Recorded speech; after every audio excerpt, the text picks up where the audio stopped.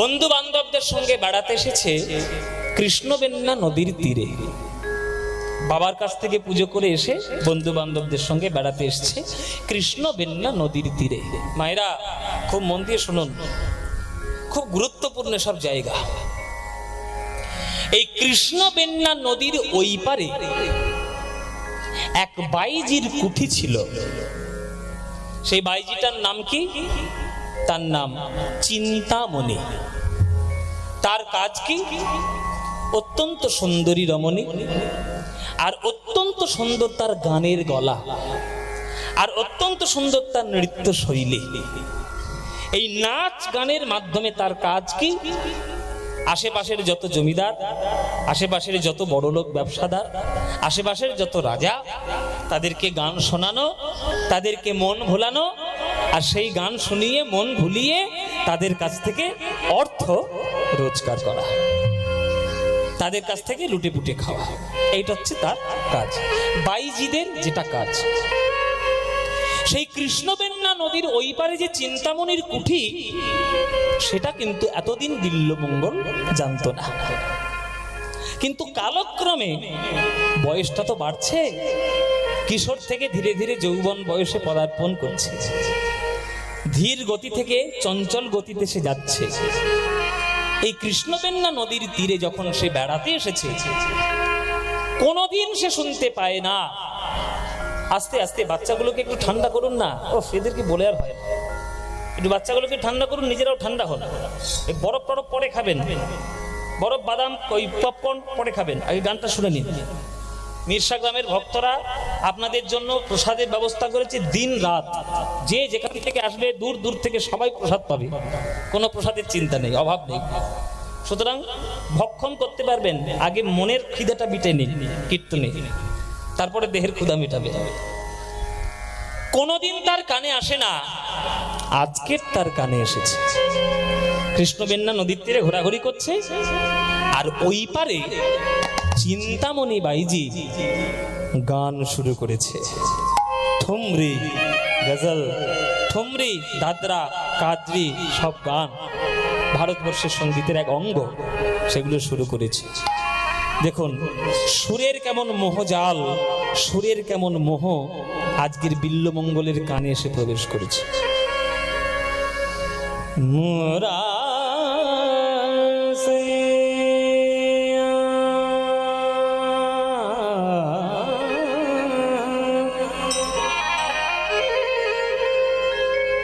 मोरा सैया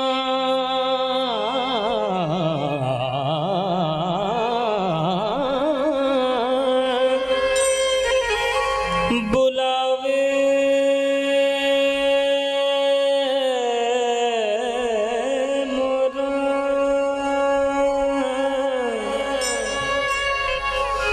मोरा,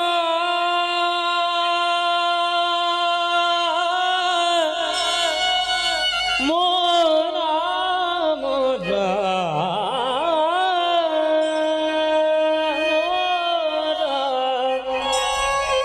मोरा सैया।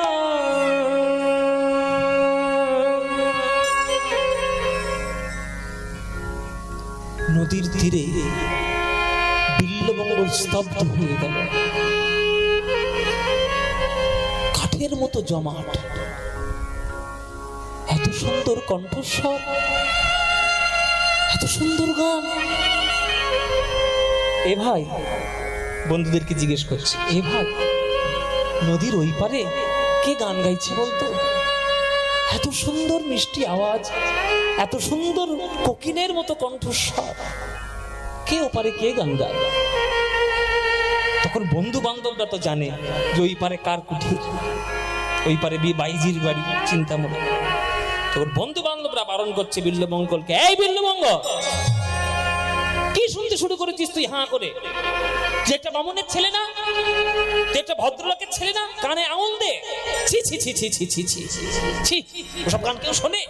ছি ওরে, ওই নদীর ওই পারে যে থাকে, যে গানটা গাইছে, ওই ঘরে কেউ ভদ্রলোক যায় না, সব ভদ্রলোক সব যায়।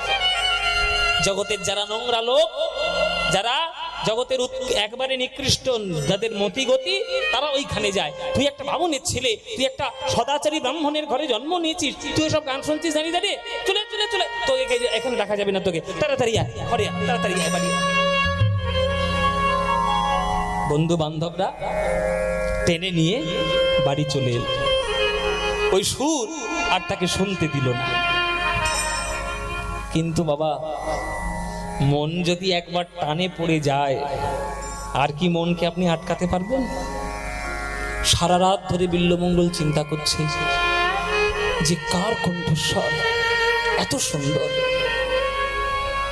সঙ্গীত কখনো খারাপ হতে পারে? গানের সুর কোনোদিন অপবিত্র হতে পারে?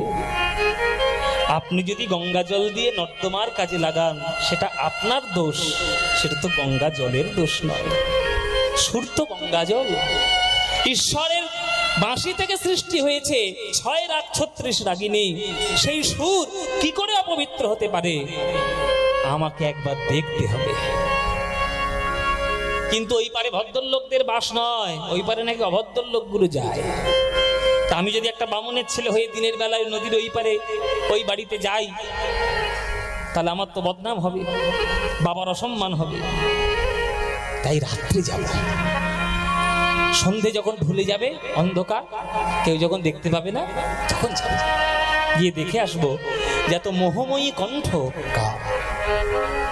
মায়েরা, মন টেনেছে, মায়া মনকে টানিয়েছে, মায়া তার খেলা দেখাতে শুরু করেছে।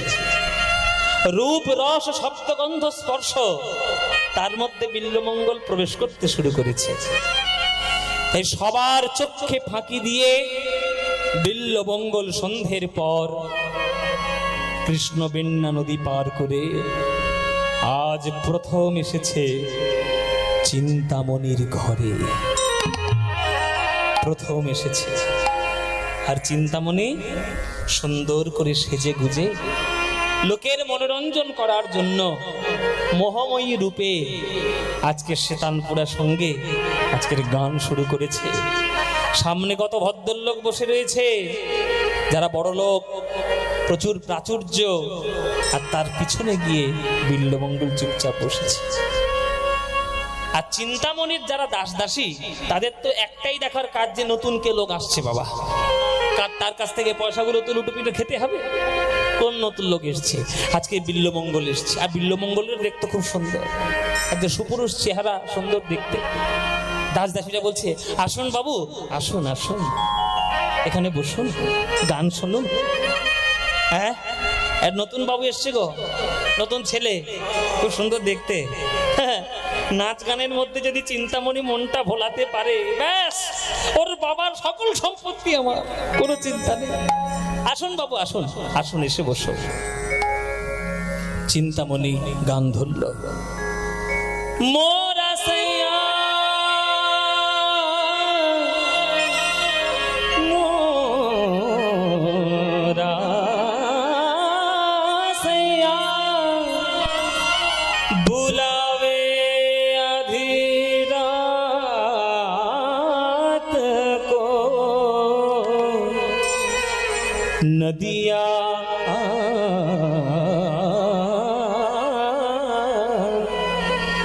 नदिया बैर भरी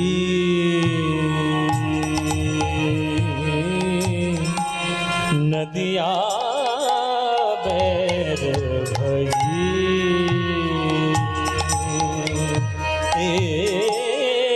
नदिया बैर भरी नदिया नदिया मोरा सैया सैया मोरा सैया मोरा सैया बुलावे आधी आधी रात को आधी रात को नदिया बैर भरी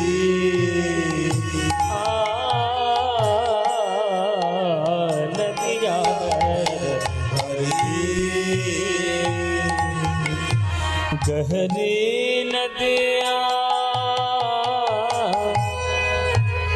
गहरी नदियाँ नाव पुरानी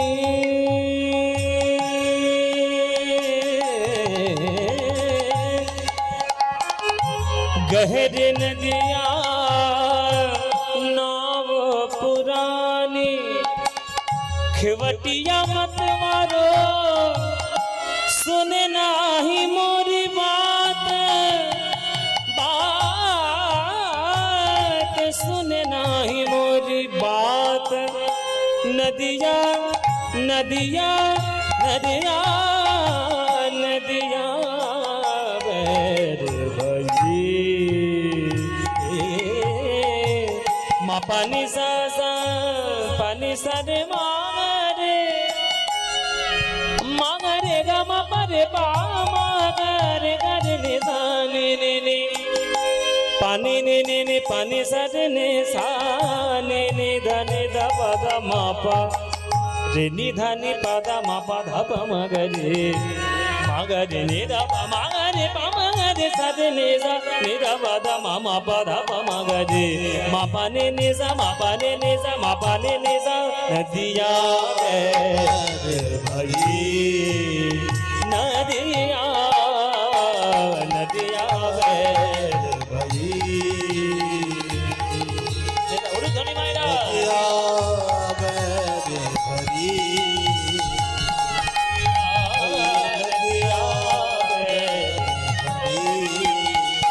नदिया बैर भई नदिया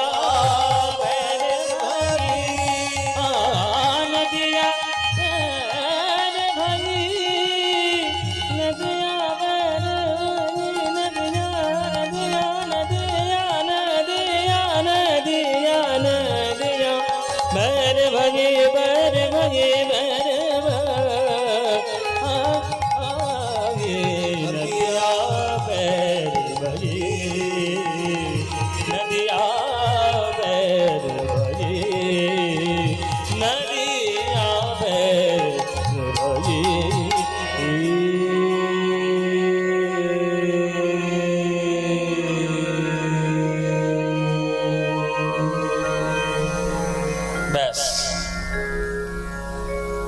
এক রাতের গান শুনতে এসে মায়েরা যা সর্বনাশ হবার হয়েই গেল।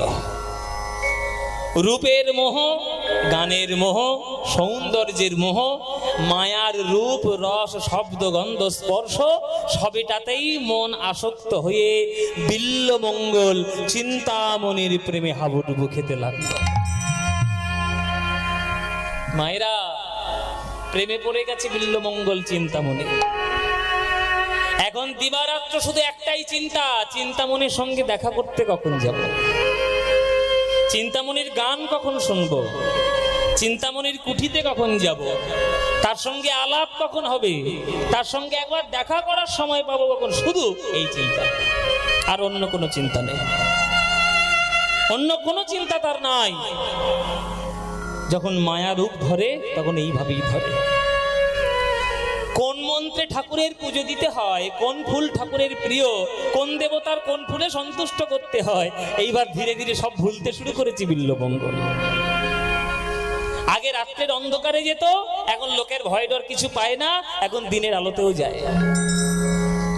পাড়ার যারা সভ্য লোক, পাড়ার যারা ভদ্রলোক, তারা কত বারণ করে, একটা ভালো ছেলে রসাতলে যাচ্ছে, বারণ তো করবেই, কিন্তু কারোর বারণ, কারোর কথা তার কানে নেওয়ার প্রয়োজন নেই, চিন্তামণি তো সঙ্গে আছে, আবার কি, ব্যাস যা সর্বনাশ হওয়ার হয়ে গেল। একদিন মায়েরা বাবা, একদিন দিনের বেলায় বসে বসে চিন্তামণির গান শুনছে, ছুটে এসেছে তার ছোট ভাই, কাঁদতে কাঁদতে, দাদা ছি ছি দাদা, পাড়ার লোকে এত বদনাম করে তবু তোমার কোনো লজ্জা নেই, বসে রয়েছে এই বাইদের কুটিরে, ছি, বেদ মন্ত্র ভুলে গিয়ে, শাস্ত্র পূজা অর্চনা ভুলে গিয়ে আজ কত বড় সর্বনাশ হয়েছে তুমি কি জানো? এই যে বাইজি বাড়ি তুমি বসে আছো, কত বড় সর্বনাশ হয়েছে তুমি জানো? যিনি আমাদের জন্মদাতা, যিনি আমাদের জগতে জন্ম দিয়েছেন, যে আমাদের জীবনের প্রথম গুরু, আমাদের বাবা এই জগতে নাই, যে বাবা আমাদের মৃত্যুবরণ করেছে।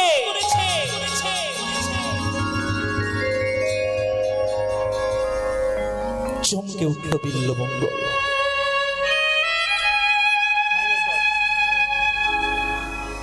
এই জীবনের প্রথম একটা আঘাত অনুভব করল হৃদয়। কি বললি ভাই, বাবা বেঁচে না? বেঁচে নাই বাবা, থাকবে কি করে? তোর এই কীর্তিতে যা পাড়ার লোকের কাছে বদনাম তাকে শুনতে হয়, তার মানসিক চিন্তা নেই। মানসিক চিন্তা করতে করতে আমার বাবাটা চলেই গেল, আর তোর লজ্জা নেই? তুই এখানে বসে বসে গান শুনছিস। তোকে আমার দাদা বলতে লজ্জা করে, ঘেন্না করে?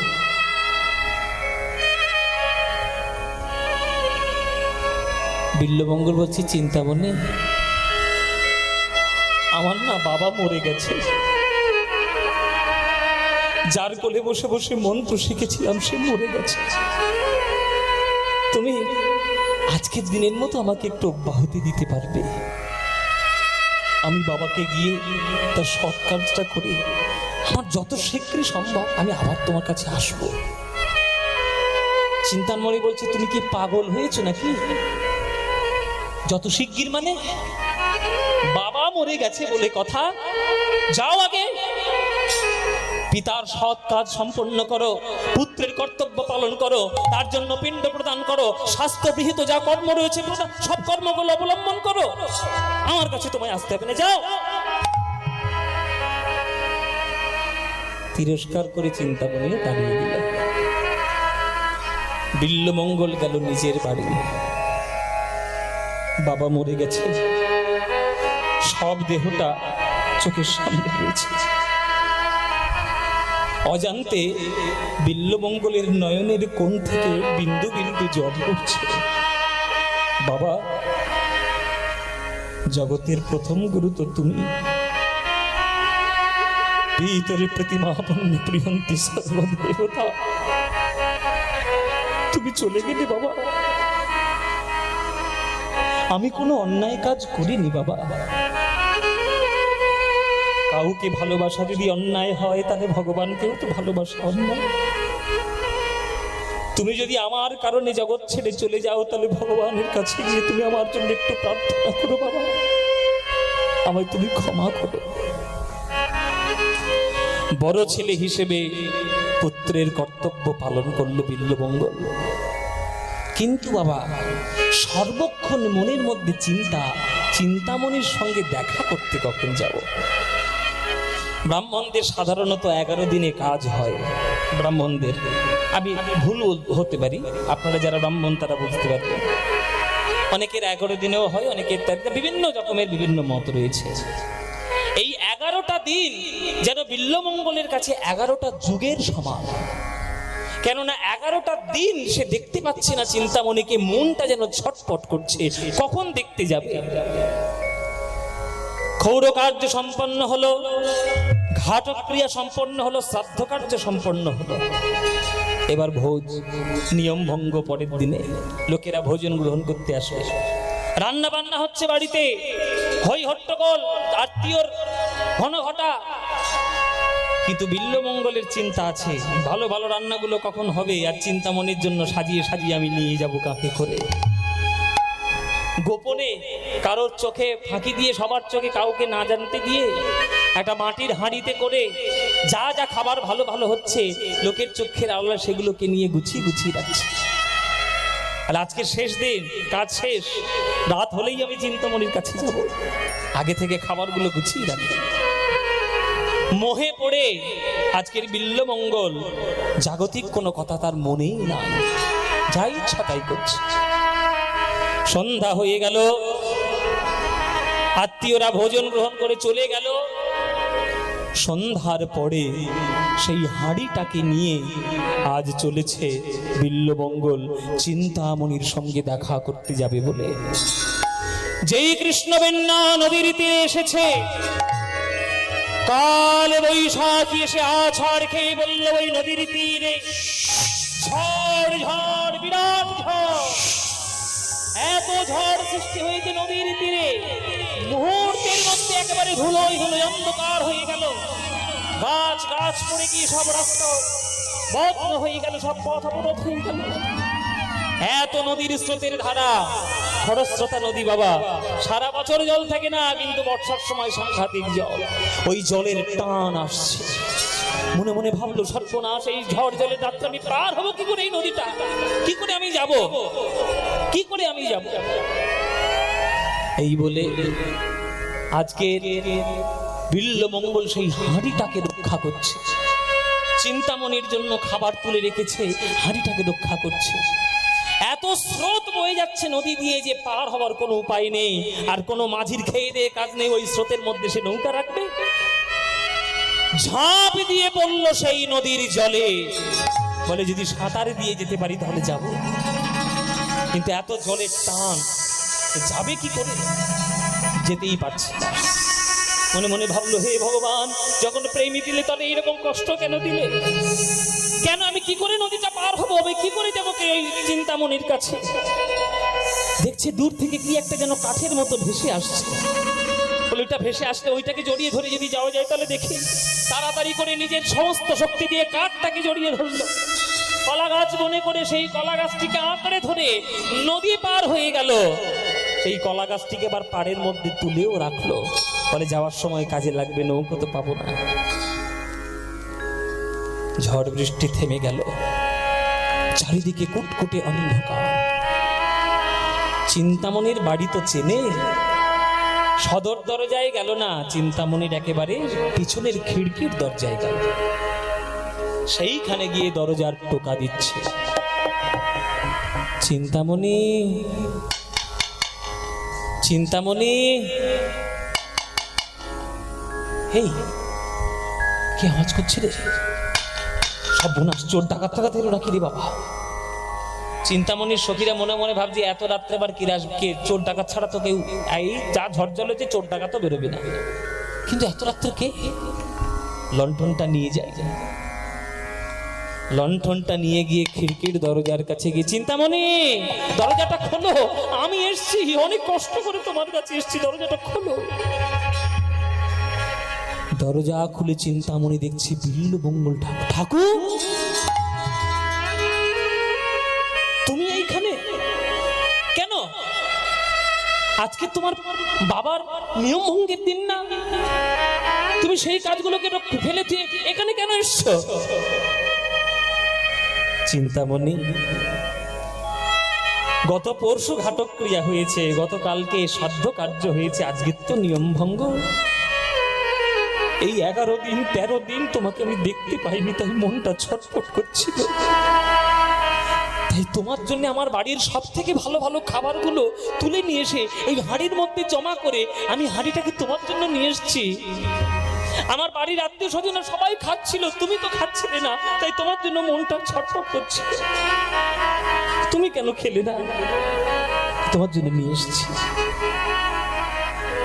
চিন্তামণি মনে মনে ভাবছে আমি কার পাল্লায় পড়েছি, কি পাগল নাকি অন্য কি কি নামে ওকে উপাধি দেব? ঠাকুর, তোমার কি মাথা সম্পূর্ণ খারাপ হয়ে গেছে? এই ঝড়ঝলের রাত্রে একটা চোর ডাকাত পর্যন্ত বেরোতে ভয় পায়, আর তুমি ওই নদীর ওই পার থেকে এই পারে তুমি এলে কি করে? এত ঝড়ঝলের রাত্রে, এখন তো কৃষ্ণবেন্না নদীতে একেবারে বান, স্রোত বয়ে যাচ্ছে, তুমি এলে কি করে? কেন নদী পার করে এলাম? আরে বাবা, নদী তো পার করলে, কোনো মাঝি কি তোমায় পার করেছে? এই ঝড়ঝলের রাত্রে মনে হয় তো কোনো মাঝি তো নেই। আরে কোনো মাঝি পার করেনি চিন্তামণি। আমি যখন নদীতে ঝাঁপ দিয়ে পড়েছি ওই হাঁড়িটাকে নিয়ে, দেখছি একটা কলা গাছ ভেসে আসছে। ওই কলা গাছটিকে আমি আঁকড়ে ধরে জলে সাঁতার দিয়ে তোমার কাছে এসেছি। কলা গাছ, ঠিক আছে বুঝলাম, আমার তো সদর দরজা বন্ধ ছিল, তুমি পাঁচিল ডিঙিয়ে আমার এই খিড়কির দরজার মধ্যে তুমি ঢুকলে কি করে? আমার পাঁচিলটা তো বেশ উঁচু, এই ঝড়জলের রাত্রে তো ঢোকার কোনো উপায় নেই, তুমি ঢুকলে কি করে? বলে কেন? তুমি যে আমার জন্য দড়ি রেখে দিয়েছিলে, দড়িটা ধুলে ধুলে পাঁচিল টপকে আমি এদিকে এলাম। দড়ি আমি তোমার জন্য ঝুলিয়ে রাখবো? বাহ, আমার মাথাটা তো তোমার মতোই খারাপ হয়েছে তাহলে। হ্যাঁ, চোর ডাকাতের জন্য আমি একটা দড়ি ঝুলিয়ে রাখি কিনা এই ঝড়জলের রাতে। কোথায় তোমার দড়ি, দেখি তো। এই বলে দড়ি দেখতে গেছে বাবা। ও মায়েরা, দড়ি দেখতে গেছে, দড়ি। দড়িটার দিকে যখন লণ্ঠন ধরে তুলে ধরেছে, ওই লণ্ঠন ফেলে পালিয়ে আসার তখন সর্বনাশ হয়ে গেল। সর্বনাশ। কি দেখছে জানো? গর্তের মধ্যে মুখ ঢুকিয়ে একটা অজগর সাপ ওই পাঁচিল ডিঙিয়ে এই পারে পড়েছিল। আর এই অজগর সাপটিকে দড়ি মনে করে তাকে বেয়ে বেয়ে ধরে পাঁচিল টপকে বিল্লমঙ্গল ঢুকেছে ঘরে। বল বাবা, আপনারা এটা সবাই জানেন যে সাপ যদি কোনো কারণে একবার গর্তের মধ্যে মুখ ঢুকাতে পারে, তাকে কিন্তু আপনি টেনে আর বের করতে পারবেন না। সে ছিঁড়ে যাবে, তার দেহটাকে আপনি ছিঁড়ে ফেলতে পারবেন, কিন্তু মুখটা আপনি বার করতে পারবেন না। এটা সাপের একটা বৈশিষ্ট্য। আর অজগর সাপ মানে বুঝতে পারছেন তার ক্ষমতা কতটা, সাংঘাতিক ক্ষমতা। এই ঝড়জলের রাত্রে কোত্থেকে বেয়ে এসে ওই পাঁচিলের ওই গোড়ার মধ্যে কোন একটা মুখের মধ্যে ঢুকিয়েছিল মুখটা, আর লেজটা ছিল ওই। এবার বিল্লমঙ্গল টান দিয়েছে বটে, কিন্তু অজগর তার মুখটা ছেড়ে কোনো মতেই গর্ত থেকে বেরোয়নি। ওই জন্য সেই শক্তিতে টপকে ওই পারে গিয়েছে। এইটা তোমার দড়ি। দেখি তোমার কলা গাছটার অবস্থা কি। অজগরটা সাপ যদি তোমার কাছে দড়ি মনে হতে পারে, তাহলে কলা গাছের অবস্থা কি হবে সেটা তো ভেবেই কুল পাচ্ছি না। দেখি তোমার কলা গাছ। নদীর পাড়ে গেছে কলা গাছ দেখতে। ওরে বাবা, ও মায়েরা, সেই কলা গাছের কাছাকাছি যখন গেছে, দুর্গন্ধে আর টেকা যাচ্ছে না, নাকে কাপড় চাপা দিতে।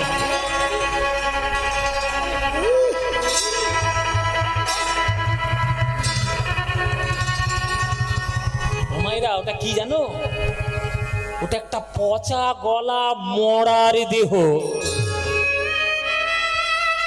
সেইটাকেই কলা গাছ ভেবে তাকে জড়িয়ে বিল্লমঙ্গল ওই পার থেকে এই পারে এসছে। এই দৃশ্য যখন চিন্তামণি দেখল, বিল্লমঙ্গলের দিকে ফেল ফেল করে তাকিয়ে আছে। চিন্তামণির নয়ন দিয়ে জল ফুটছে। ঠাকুর, ঠাকুর, এই তুমি কি সর্বনাশ করলে তোমার জীবনটিকে? একটা পচা গলা মৃতদেহ, তাকে তুমি কলা গাছ বলে মনে করে তুমি ওই পার থেকে এই পারে এলে। নাকি কি তোমার একবারও দুর্গন্ধ লাগেনি? আমার প্রেমে তুমি এমন মগ্ন যে একটা অজগর সাপকে তুমি দড়ি মনে করছো, আর একটা কলা গাছকে তুমি মরাকে তুমি কলা গাছ মনে করছো। তুমি ঠিক করলে না ঠাকুর। এই মৃতদেহটা দেখে মনে হয় আমারই মতো কোন একটা নারী শরীরের মৃতদেহ। ওটাও একটা নারী শরীর, আমারও নারী শরীর, শুধু পার্থক্য একটাই, আমার দেহে প্রাণ আছে, ওর দেহে প্রাণটা নেই। তাই আজকে সে মৃতদেহ। আর তুমি আমার এই প্রাণযুক্ত দেহের টানে তুমি এই পারের থেকে ওই পার থেকে এই পারে তুমি আসছো, শুধু সামান্য কামনা বাসনা চরিতার্থ করার জন্য। তুমি ভুল করেছো ঠাকুর, আমার সঙ্গে ভালোবাসা করে তুমি ভুল করেছো। এই ভালোবাসা তোমার উচিত নয়। এই পবিত্র ভালোবাসা এই অপবিত্র শরীরের প্রতি না দিয়ে তুমি যদি জগৎপতি গোবিন্দের প্রতি এই ভালোবাসা অর্পণ করতে, তোমার ভালোবাসা আজ সফল হয়ে যেত ঠাকুর। তুমি আজ মহাবৈষ্ণবে পরিণত হতে তুমি ভুল করেছো ঠাকুর। চলে যাও, চলে যাও, এখান থেকে চলে যাও। তুমি আর আমার সামনে কোনোদিন আসবে না। আমি চিন্তামণি, আমি আজ থেকে তোমায় তিরস্কার করলাম। বিল্লমঙ্গলের মাথায় যেন বজ্রাঘাত পড়ল। চিন্তামণি, তুমি আমায় তাড়িয়ে দিচ্ছ চিন্তামণি? ভালোবেসে আমি আমার সংসারের সকল টান ভুলে গেছি, আর তুমি আমায় তাড়িয়ে দিচ্ছ। আমার ভালোবাসাটা কি তাহলে ভুল? চিন্তামণি বলছে, তোমার ভালোবাসা ভুল নয় ঠাকুর, তোমার পাত্র নির্বাচন ভুল হয়ে গেছে। তোমার পাত্র নির্বাচন ভুল হয়ে গেছে। তোমার এই পবিত্র ভালোবাসা তুমি যদি সামান্য অপবিত্র দেহে না দিয়ে তুমি যদি জগৎপতি কৃষ্ণের চরণে সেই ভালোবাসা দিতে, আজ তুমি ঠাকুর দর্শন করতে, আজ তুমি ভগবানকে দর্শন করতে। যদি কোনো দিন তোমারি আসনে আর কাহারে বসাই যতনে, দ্বার ভেঙে তুমি এসো মোর প্রাণ, ফিরিয়া যেও না কভু।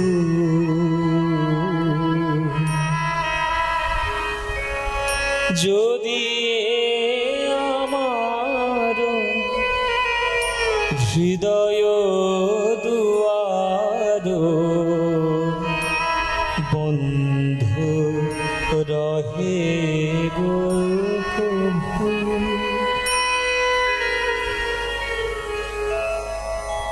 ভগবানের জন্য হৃদয়টা তৈরি করা হয়েছে, সেই হৃদয়ে যাকে তাকে বসিয়ে দিয়ে তার ভক্তি প্রেমে মজে যাওয়া মানে ভগবানের অস্তিত্ব নিয়ে ছিনিমিনি খেলা।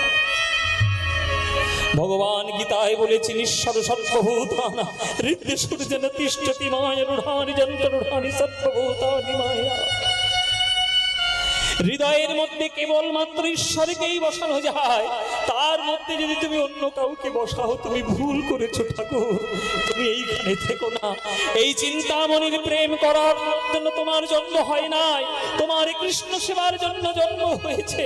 তুমি আর আমার কাছে এসো না, আমি তিরস্কার করলাম, তুমি চলে যাও, চলে যাও, চলে যাও।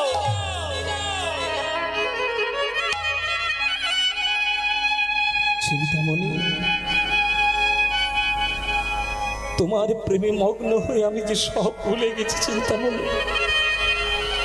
আজ তুমি আমায় তাড়িয়ে দিচ্ছ। আমি তাড়িয়ে দিলাম ঠাকুর, কেননা তোমার মতো পবিত্র ভালোবাসার রক্ষা করার জায়গা আমি নই চিন্তামণি, নই। চলে যাও।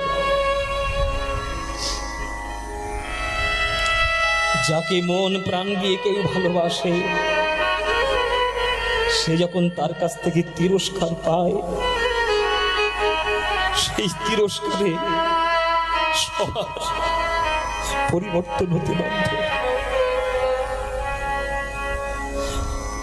চিন্তামণির তিরস্কার বিল্বমঙ্গল হৃদয় থেকে একেবারে ভেঙে তছনছ হয়ে গেল, কেননা আজ পর্যন্ত চিন্তামণির মতো তাকে কেউ কখনো ভালোবাসে। চিন্তামণির তিরস্কার সহ্য করতে পারল না। প্রেমিকার কাছ থেকে প্রত্যাখ্যান পেয়ে সাধারণ প্রেমকে অস্বীকার করে এইবার পারমার্থিক প্রেমের প্রতি নজর দিয়ে বিল্বমঙ্গল চলেছে আজ সাধনার পথে, বিল্বমঙ্গল চলেছে আজ ভজনের পথে। হে গোবিন্দ গোপীনাথ, গোপীনাথ, গোপীনাথ রাখো নিজ নিজ পদে।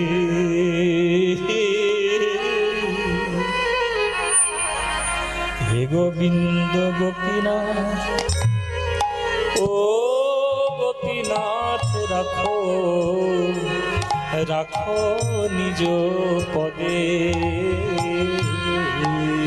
হে গো গোবিন্দ গোপীনাথ নিতাই গৌর হরি বল গৌর হরি বল। গোপীনাথ রাখো নিজ পদে আমার কাম ক্রোধ ছয় জনে লইয়া ফিরে নানা স্থানে কাম ক্রোধ ছয় জনে লইয়া ফিরে নানা স্থানে গো বিষয় ভুঞ্জায়ে নানা গো বিষয় ভুঞ্জায়ে নানা মতে গো রাখো নিজ পদে আমি হইয়া মায়ার দাস আমি করি নানা অভিলাষ হইয়া মায়ার দাস আমি করি নানা ওগো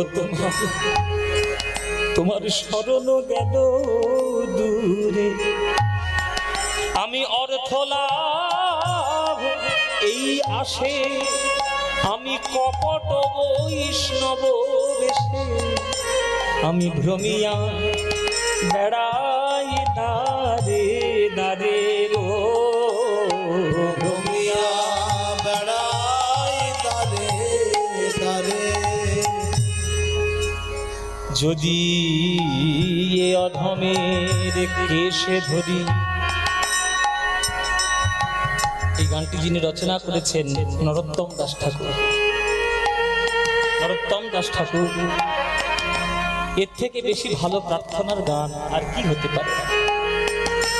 আপনারা আজকের যারা গান শুনছেন মায়ার রূপ রস শব্দগন্ধ স্পর্শ আপনাদেরও কখনো না কখনো স্পর্শ করেছে, কিন্তু এই সব গান যদি গেয়ে গোবিন্দের চরণে একবার ঠাঁই নিতে পারেন, এইগুলোই হচ্ছে আমাদের প্রার্থনার আসল গান। প্রভু তুমি যদি কৃপা করি এই অধমের কেশে ধরি, যদি টানিয়া তুলহ ব্রজ ধামে, টানিয়া তুলহ ব্রজ ধামে, তবে সে রহিয়ে ভালো, নইলে পরানো গেল।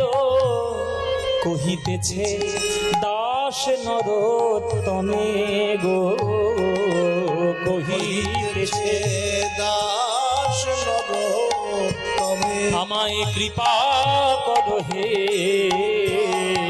আমায় কৃপা করো হে।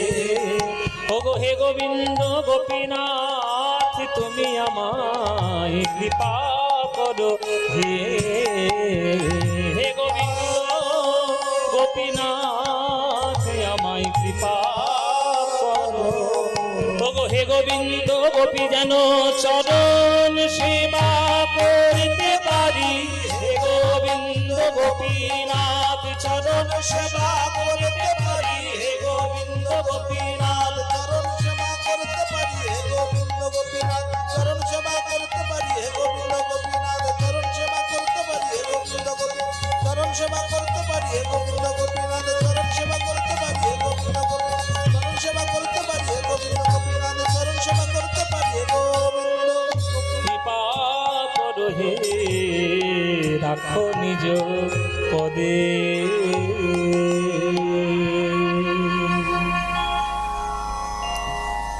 প্রেমিকার কাছ থেকে তিরস্কার পেয়ে মনে প্রাণে সাধু হবে বলে চলেছে সাধু সন্তের পথে বিল্লমঙ্গল, কিন্তু মায়া তার ছলনা ছাড়বে কেন বাবা? এত সহজে মায়ার থেকে নিস্তার নাই। মায়া যে কোন রূপে কোন ছলনায় কিভাবে দেখা দেবে কেউ জানে না। অনেক রাস্তা অতিক্রম করে এসে বিল্লমঙ্গল একটা নদীর ঘাটে বসে বসে নাম করছে, ধ্যান করছে। অনেক কষ্টে অনেক মন প্রাণকে বুঝিয়ে অনেক ভাবে সে মনকে বোধ দেওয়ার চেষ্টা করছে যে জগতের সব কিছু অসার, গোবিন্দের চরণই হচ্ছে একমাত্র সার।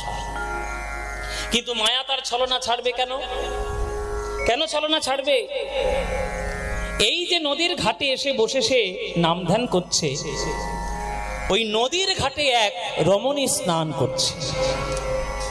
আগেকার দিনে আপনারা জানেন, আপনারা তো গ্রাম বাংলার মানুষ, আপনারা এগুলো বুঝবেন। আগেকার দিনে যেহেতু এখনকার দিনের কোনো সামাজিক ব্যবস্থা ছিল না, ওই জন্য কিছু সময়ে মহিলাদের জন্য ঘাট রাখা হতো, কিছু সময় পুরুষদের জন্য ঘাট রাখা হতো। মহিলাদের স্নানের সময় কোনো পুরুষ যাবে না, কোনো পুরুষদের স্নানের সময় কোনো মহিলা যাবে না ঘাটে, নদীর ঘাটে। এবার সাধু সন্ত হয়ে বসে রয়েছে, বড় দাড়ি হয়ে গেছে, লোকে তাকে সাধু ভাবছে, বিল্লমঙ্গল নদীর ঘাটে বসে বসে ধ্যান করছে, নাম করছে। তাই মহিলারা, যেসব রমণীরা স্নান করছে, তারা তো ভ্রুক্ষেপ করেনি, সাধু বাবা বসে আছে, আবার কি, ও তো সাধু বাবা। স্নান করছে রমণীরা, তার মধ্যে একটি রমণী, তার নাম অহল্যা।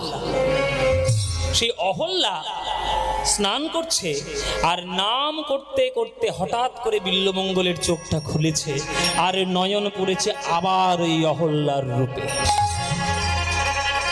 ব্যাস, আবার মায়ার ছলনা। ওই অহল্যা স্নান করে কাঁখে কলসি জল নিয়ে বাড়ি যাচ্ছে, বিল্লমঙ্গলও তার পিছু পিছু যাচ্ছে। হঠাৎ করে অহল্যা মনে মনে ভাবছে, কি ব্যাপার, এই সাধুটা এখন বসে বসে ধ্যান করছিল না?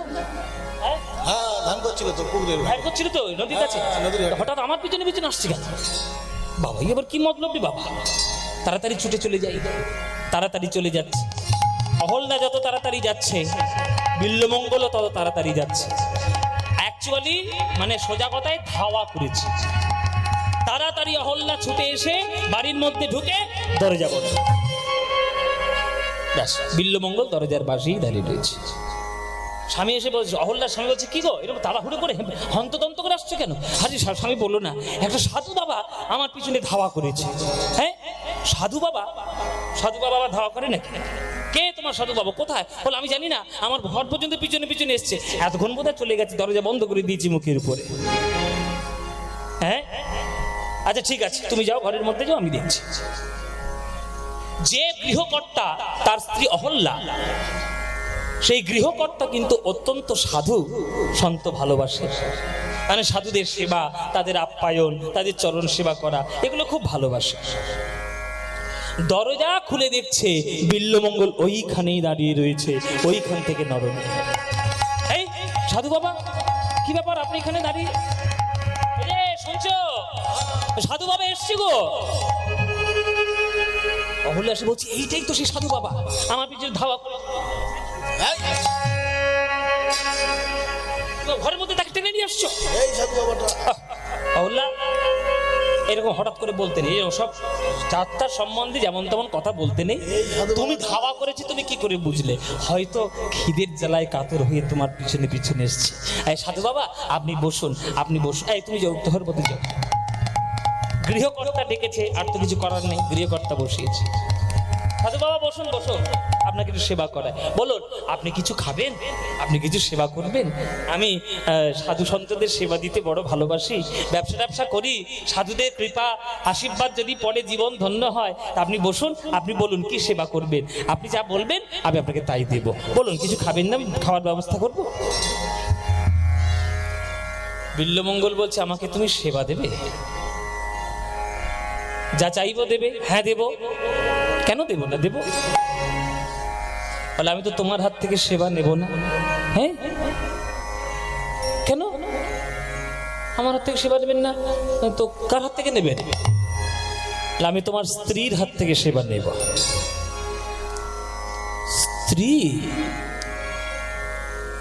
এইবার গৃহকর্তা মনে মনে ভাবছে, ধান্দা তো ভালো নয়, এবার কেমন সাধু রে বাবা, এ দাল মে কুচ কালা হে, কিছু বিচার তো করতেই হবে।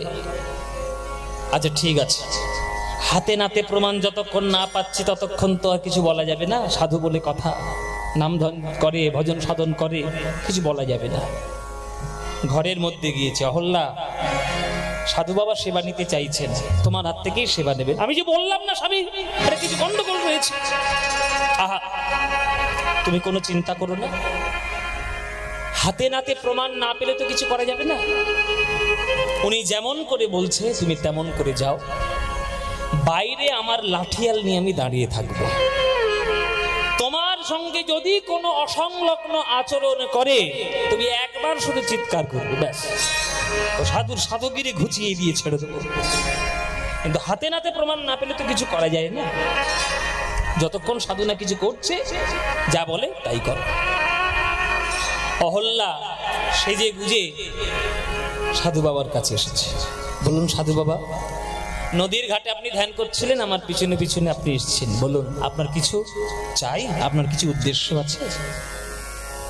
বলে আমার তো উদ্দেশ্য আছেই, তুমি আমার পাশে একটু বসো। হ্যাঁ বসতে হবে এবার? বলে হ্যাঁ বসো। বসেছি। তোমার নাম কি? মানে আমার নাম অহল্যা। অহল্যা, অহল্যা শব্দের মানে জানো? মানে মানে তো আর বাবার কাছ থেকে জানা হয়নি যে অহল্যা শব্দের মানে কি। বাবা নাম রেখেছে অহল্যা, তাই আমার নাম অহল্যা। বিল্বমঙ্গল বলছে না, অহল্যার একটা মানে আছে। কি মানে? হ্যাঁ, তবে একটা গল্প শুনেছি অহল্যা সম্বন্ধে। ওই গৌতম ঋষি বলে একজন ঋষি ছিল, তার স্ত্রীর নাম ছিল অহল্যা। ইন্দ্র তাকে ছলনা করার জন্য এসেছিল। এই একটা গল্প রামায়ণে একটা শোনা আমার আছে। বলে রামায়ণে তো গল্প শুনেছো, অহল্যা শব্দের মানে কি শুনেছো? অহল্যা, অহল্যা শব্দের মানে শুনে নাও, অহল্যা মানে যার মধ্যে কোনো কিছু খারাপ থাকতে পারে না, সেই হচ্ছে অহল্যা। ভগবান তোমার এত সুন্দর করে তৈরি করেছেন, তোমার মধ্যে কোনো খুঁত নেই অহল্যা। কারোর চোখ ভালো তো নাক ভালো, নাক ভালো তো চোখ ভালো, এরকম হতে পারে, কিন্তু তোমার চোখ নাক মুখ সবই ভালো। কিন্তু তোমার থেকে আরো বেশি রূপে গুণে সমৃদ্ধা এক রমণীর প্রেমে আমি পড়েছিলাম জানো অহল্যা। তার রূপের গুণে মোহে টানে পড়ে তার প্রেমে আমি মগ্ন হয়ে গেছিলাম। এমন তার প্রেমে মগ্ন ছিলাম যে নিজের বাবা পর্যন্ত মরে গেছে, আমি আমার বাবার কাছেও পর্যন্ত যাইনি, শুধু পুত্রের কর্তব্য পালন করতে গেছি। এমন তার প্রেমে মগ্ন ছিলাম যে মৃতদেহকে কলা গাছ মনে করেছি, অজগর সাপকে দড়ি মনে করেছি। যাকে এত ভালোবেসেছি সে আমায় কি বললো জানো? আমাকে প্রত্যাখ্যান করে দিল। বলল আমার এই পবিত্র ভালোবাসা যদি সাধারণ দেহের প্রতি না দিয়ে যদি গোবিন্দের চরণে সমর্পণ করতাম, আমার ভালোবাসা সার্থক হতো। তাই তার কাছ থেকে অনেক তিরস্কার পেয়ে মনে প্রাণে সাধু হওয়ার চেষ্টা করে আমি ঘর থেকে বেরিয়েছি সাধু হব বলে। এখন তো সাজা সাধু হয়েছি, ভেতরের সাধু হতে পারেনি। নদীর ঘাটে বসে ধ্যান করছিলাম, আমার এই নয়নটা আবার তোমার রূপে আকৃষ্ট হয়েছে। তাই তোমার পিছনে পিছনে আমি এলাম। তাই তোমার কাছে হাত পেতে আমি একটা ভিক্ষে চাইছি, তুমি কি আমাকে ভিক্ষাটা দেবে অহল্যা? কি ভিক্ষা ঠাক, কি ভিক্ষা ঠাক সাধু বাবা? বলে তোমার এই সুন্দর চুলে সুন্দর দুটো রূপোর কাঠি আছে, ওই রূপোর কাঠি দুটো আমার উপহার দেবে, ওইটা আমার দরকার খুব। অহল্যা মনে মনে ভাবছি বাবা যাক বাবা, হাঁপ ছেড়ে বাঁচলাম।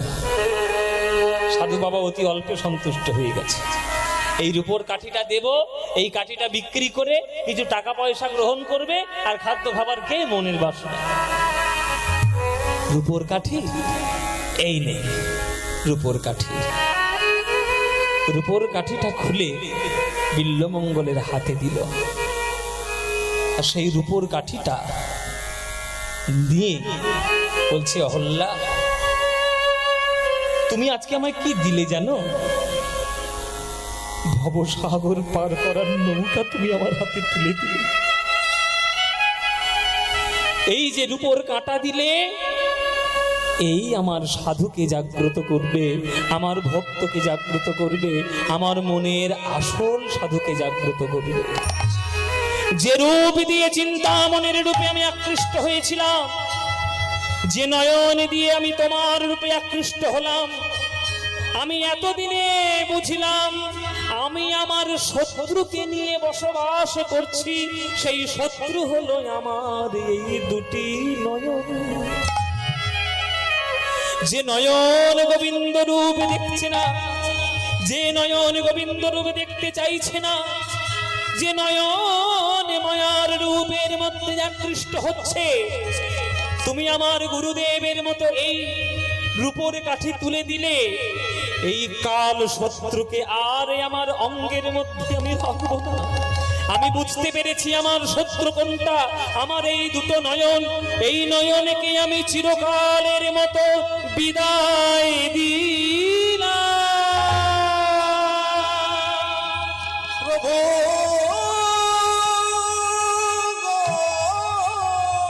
সেই রূপের কাঠি নিয়ে বিল্লমঙ্গল ওই অহল্যার সামনে নিজের চোখের মধ্যে গেঁথে দিলে স্বামী চিৎকার করে উঠেছে, অহল্যা স্বামী সর্বনাশ হয়ে গেল, দেখতে যাও দেখতে যাও। স্বামী লাঠিয়াল নিয়ে ছুটে এসছে, হয়তো কিছু অসংলগ্ন আচরণ হয়েছে। দরজা যেই খুলেছে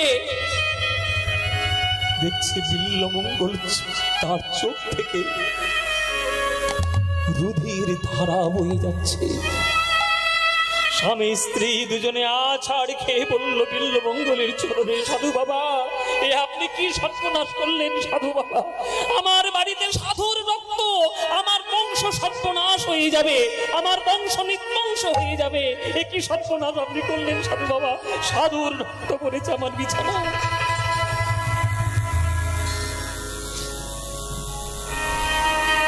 বিল্লমঙ্গল বলছে, কিসের সাধু? সাধু তো তোমার স্বামী, যে আমাকে সাধু মনে করে তাকে জায়গা দিয়েছে তার ঘরে, তোমার স্বামী হচ্ছে সাধু। আমি এতদিন পর্যন্ত শত্রুকে সঙ্গে নিয়ে ঘুরছিলাম, আর শত্রু আমার সঙ্গে থাকবে না। আমার শত্রুকে আমি বিদায় দিয়েছি। এই নয়ন আর মায়ার রূপ গুণের মধ্যে আর আকৃষ্ট হবে না। যদি এই নয়ন পেতেই হয় তাহলে গোবিন্দের রূপ নিয়ে তবে এই নয়নটা দেখতে পাবো, আর কারোর রূপ আমি দেখতে চাই না জগতে। তোমরা সবাই ভালো থেকো, তোমরা সবাই সুখী থেকো। চলে যাচ্ছে বিল্লমঙ্গল। এইবার তার ভেতরের সাধুটা জাগ্রত হয়েছে। এইবার আর তার মায়া কোনোভাবেই তাকে ভ্রমিত করতে পারবে না। এইবার যাচ্ছে আসল রাস্তা।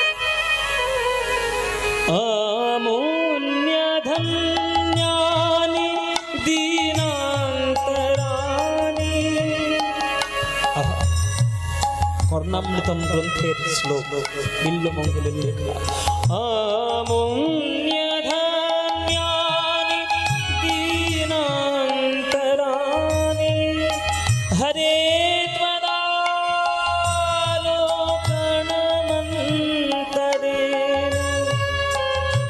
হে করুণা সিন্ধু হে অনাথ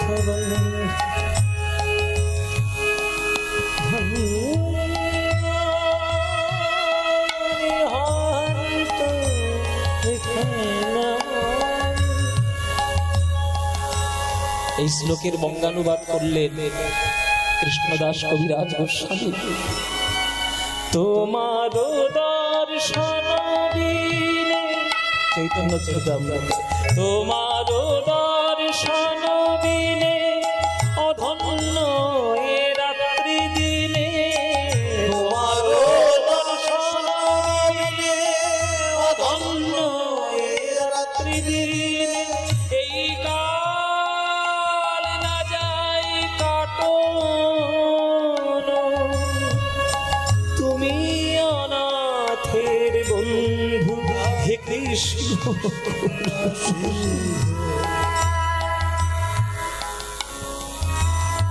আর আমাকে কেউ বাধা দিতে পারবে না, গোবিন্দকে দেখা। তুমি অনাথের বন্ধু হে কৃষ্ণ করুণা সিন্ধু একবার দেহ দর্শন, ও একবার দেহ দর্শন, একবার দেহ দর্শন, একবার দেহ দর্শন।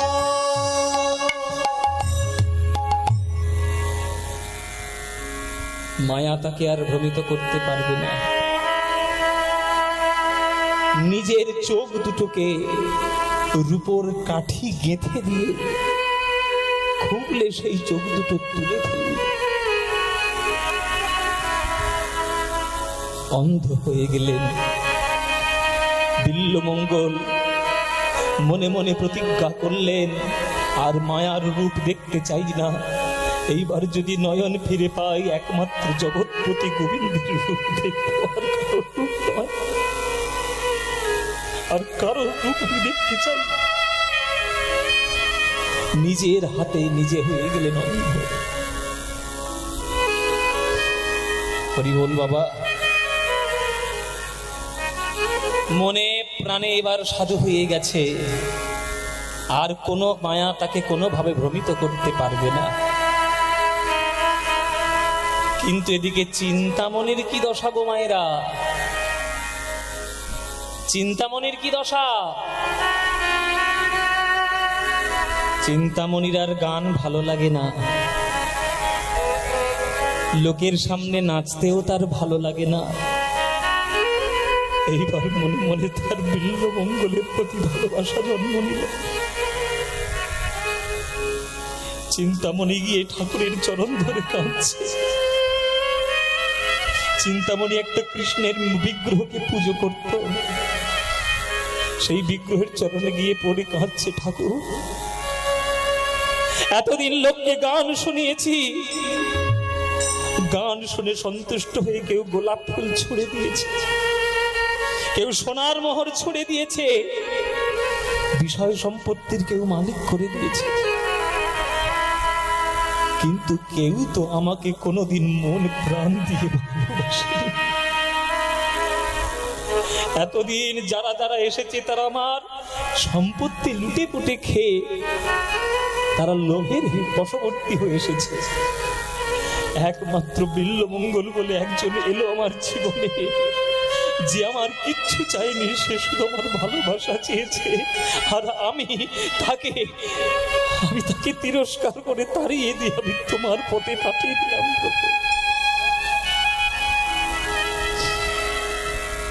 বাজো বন্ধু খুল খুল যায়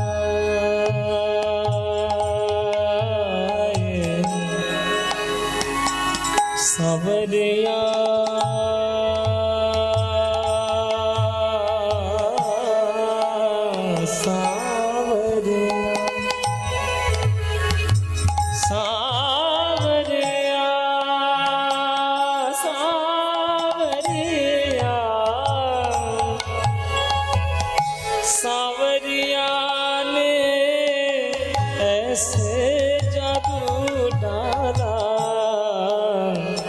जादू डाला डाला बाजू बंद खुल खुल आए बाजू बंद खुल खुल सावरिया सावरिया सावरिया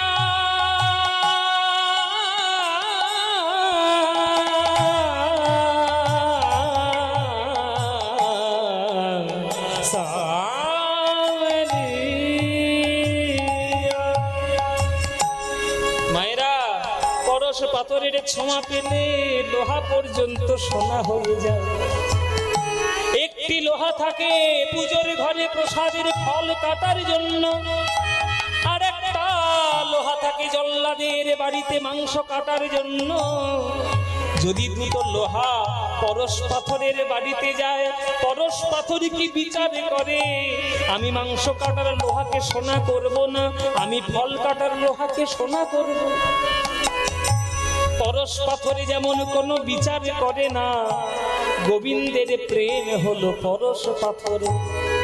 সেই শুদ্ধ প্রেমে যদি কেউ পড়ে, যত বড়ই পাপী হোক না কেন, সোনা সে ঠিকই হয়ে যায়।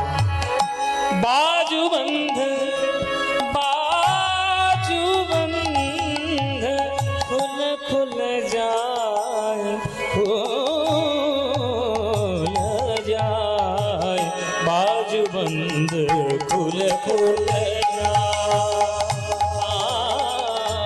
बाजू बंध खुल खुल जाए, बाजू बंध खुल खुल जाए रे, बाजू बंध खुल खुल जाए, जाए रे, बाजू बंध खुल खुल, बाजू बंध खुल खुल, बाजू बंध खुल खुल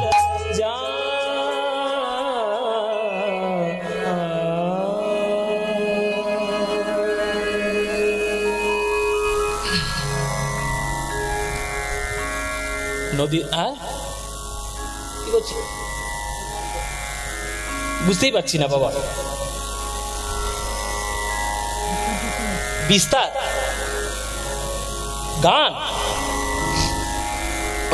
আচ্ছা এই গানটি বাবা, এই গান বাড়াতে বাড়াতে গেলে আমাদের এখন 11টা 20 বাজে, এখন সময় কখন চলে এসেছে আমি তো ঘড়ির দিকে লক্ষ্যই করিনি। হ্যাঁ, আপনারাও বসে বসে চুপচাপ শুনছেন, আমরাও যাওয়ার পর গেয়েই যাচ্ছি। বাড়ি তো ফিরতে হবে নাকি, লন্ডনের ভিসা ডাকছে ওদিকে, জয়নিতাই। তো বিল্লমঙ্গলের প্রেমে পাগল হলো এইবার চিন্তামণি। এতদিন বিল্লমঙ্গল চিন্তামণির প্রেমে পাগল ছিল, এবার চিন্তামণি বিল্লমঙ্গলের প্রেমে পাগল। আসলে মায়েরা, প্রেম ভালোবাসা এগুলো বড় সেন্সিটিভ জায়গা, বড় সূক্ষ্ম জায়গা। শাস্ত্রে ওই জন্যে নির্দেশ দিয়ে গেছে যে প্রেম কাকে বলে জানো? আত্মেন্দ্রিয় প্রীতিবাঞ্ছা তারে বলি কাম, আর কৃষ্ণেন্দ্রিয় প্রীতি ইচ্ছা ধরে প্রেম না। নিজের বাসনা কামনা কাম সমস্ত কিছু পূর্ণ করার জন্য যা করব সব কাম, আর গোবিন্দকে সুখী করার জন্য যা করব সব হলো প্রেম। তা গোবিন্দের প্রেম তো সবার ভাগ্যে হয় না, যার ভাগ্যে একবার হয়ে যাবে বাবা পরশ পাথর পেয়ে যাবে। যে প্রেম ভালোবাসা এখনকার দিনের ছেলে মেয়েগুলোও করে, দেখবেন আশেপাশে আপনারা যতই অস্বীকার করুন, আপনিও তো প্রেম করেছেন কারোর সঙ্গে, ভালোবাসা তো বেসেছেন, কিন্তু জেনে রাখবেন বাবা, আমাদের প্রেমটা বেশিরভাগ ক্ষেত্রে দেহকেন্দ্রিক আর স্বার্থ কেন্দ্রিক সমস্ত কিছু। কিন্তু একমাত্র সেই দেহ স্বার্থ কাম বাসনা এগুলোর ঊর্ধ্বে গিয়ে যদি কেউ কখনো ভালোবাসে কাউকে, তবেই সেই ভালোবাসাগুলো সার্থক হয়, সেই ভালোবাসাটাই আসল জায়গা থাকে।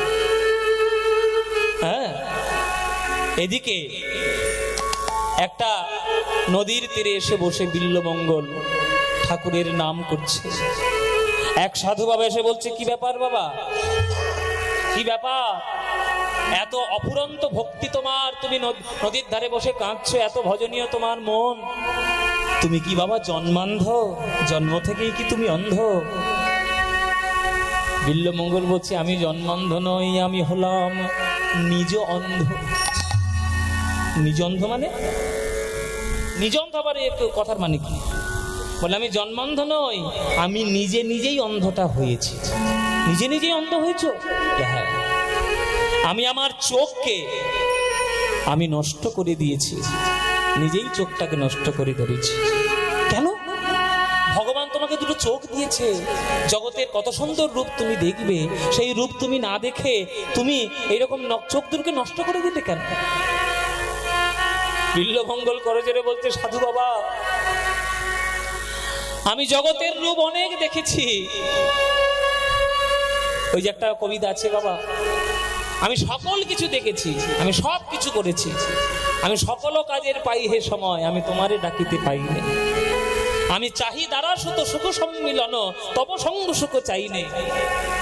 গান আছে না, একটা কবিতার অংশ রয়েছে যে আমি সবকিছু জগতের বাইরে সব দেখে এসেছি, কিন্তু দেখা হয় নাই চক্ষু মেলিয়া, ঘর হতে শুধু দুই পা ফেলিয়া, একটি ধানের শীষের উপর একটি শিশির বিন্দু।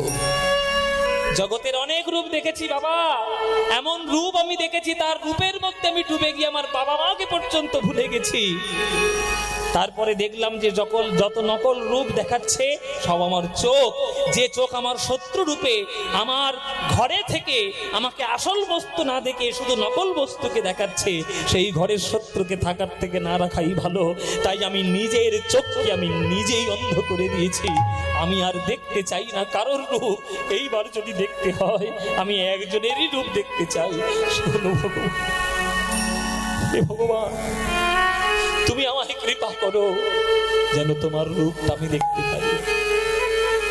তুমি আমার মঙ্গল কাতা। আমি জানি না আপনারা আমার সঙ্গে একমত হবেন কিনা। আমার ব্যক্তিগত মত, এই গানটার মতো প্রার্থনা সঙ্গীত আর পৃথিবীর ইতিহাসে কোনোদিন হবে না।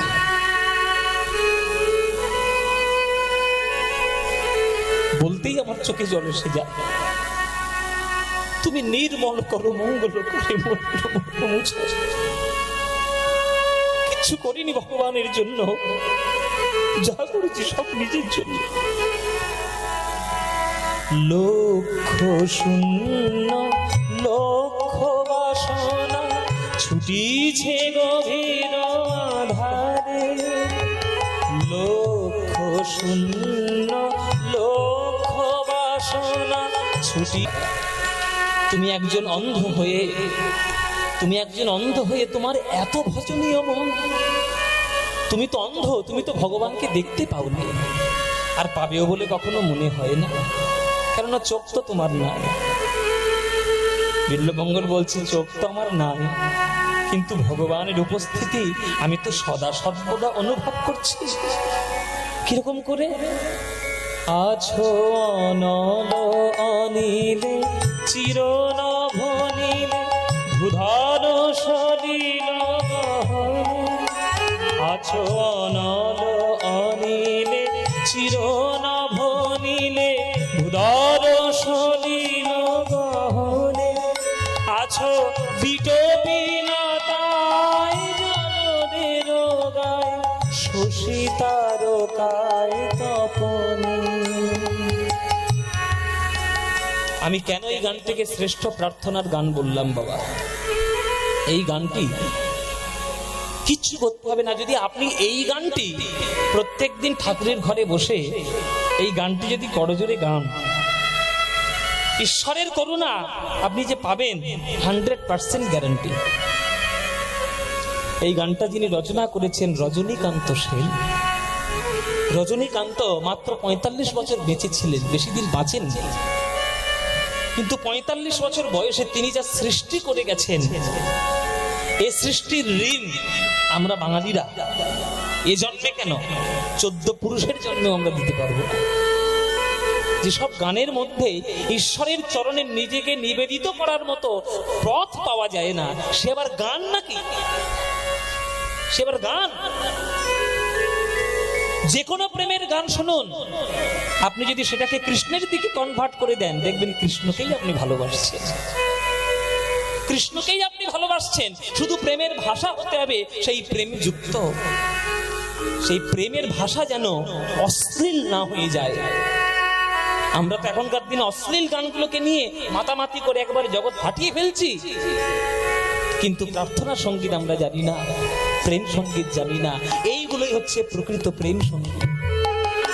আছো অনল অনিলে চিরনভনীলে ধুধা ছায়ে, তুমি নির্মল কর মঙ্গল করে মলিন মর মুছায়, পুণ্য কিরণ দিয়ে যাক মোর মোহ কালিমা ঘুচায়ে, মলিন মর মুছায়ে, তুমি নির্মল কর মঙ্গল করে মলিন মর্ম মুছায়ে, মলিন মর্ম মুছায়ে, মলিন মর্ম মুছায়ে।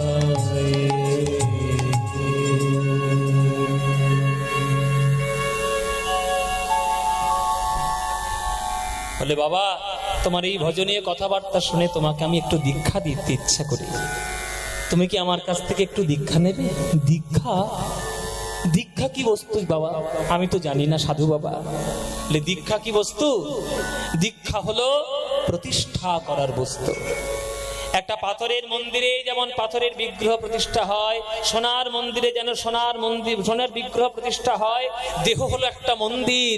এই দেহ মন্দিরের মধ্যে মন্ত্ররূপী বিগ্রহ প্রতিষ্ঠা করার নামই হলো গুরুচরণে দীক্ষা গ্রহণ করা।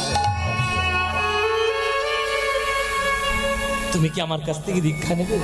হ্যাঁ বাবা, আমি দীক্ষা নেব, নিশ্চয়ই আমি দীক্ষা নেব। এসো, আমি তাহলে তোমাকে মন্ত্র দিব। মন্ত্র দিলে আজ বিল্বমঙ্গলের কর্ণে কৃষ্ণ প্রেমামৃত মন্ত্র। আচ্ছা, আপনি আমাকে মন্ত্র দিলেন, দীক্ষা দিলেন, কিন্তু এতক্ষণ তো আপনার নামটাও জানা হলো না। বলে আমার নাম হচ্ছে সোমগিরি মহারাজ। সোমগিরি মহারাজ তার নাম দক্ষিণ ভারতে। এই গিরি কথাটা শব্দটা কেন? এই গিরি শব্দটি হচ্ছে দশনামী সম্প্রদায়ের মধ্যে এক সম্প্রদায়। আপনারা জেনে রাখুন, শঙ্করাচার্য সন্ন্যাসীদেরকে 10টা ভাগে বিভক্ত করেছিলেন তাদের ক্যাটাগরি অনুযায়ী। তাকে বলে দশনামী সম্প্রদায়। সেই দশনামী সম্প্রদায় কি কি জেনে রাখুন, আপনাদের কাজে লাগবে। তীর্থ, আশ্রম, বন, গিরি, অরণ্য, পর্বত, সাগর, পুরী, ভারতী, সরস্বতী, এইটা 10টা সম্প্রদায়।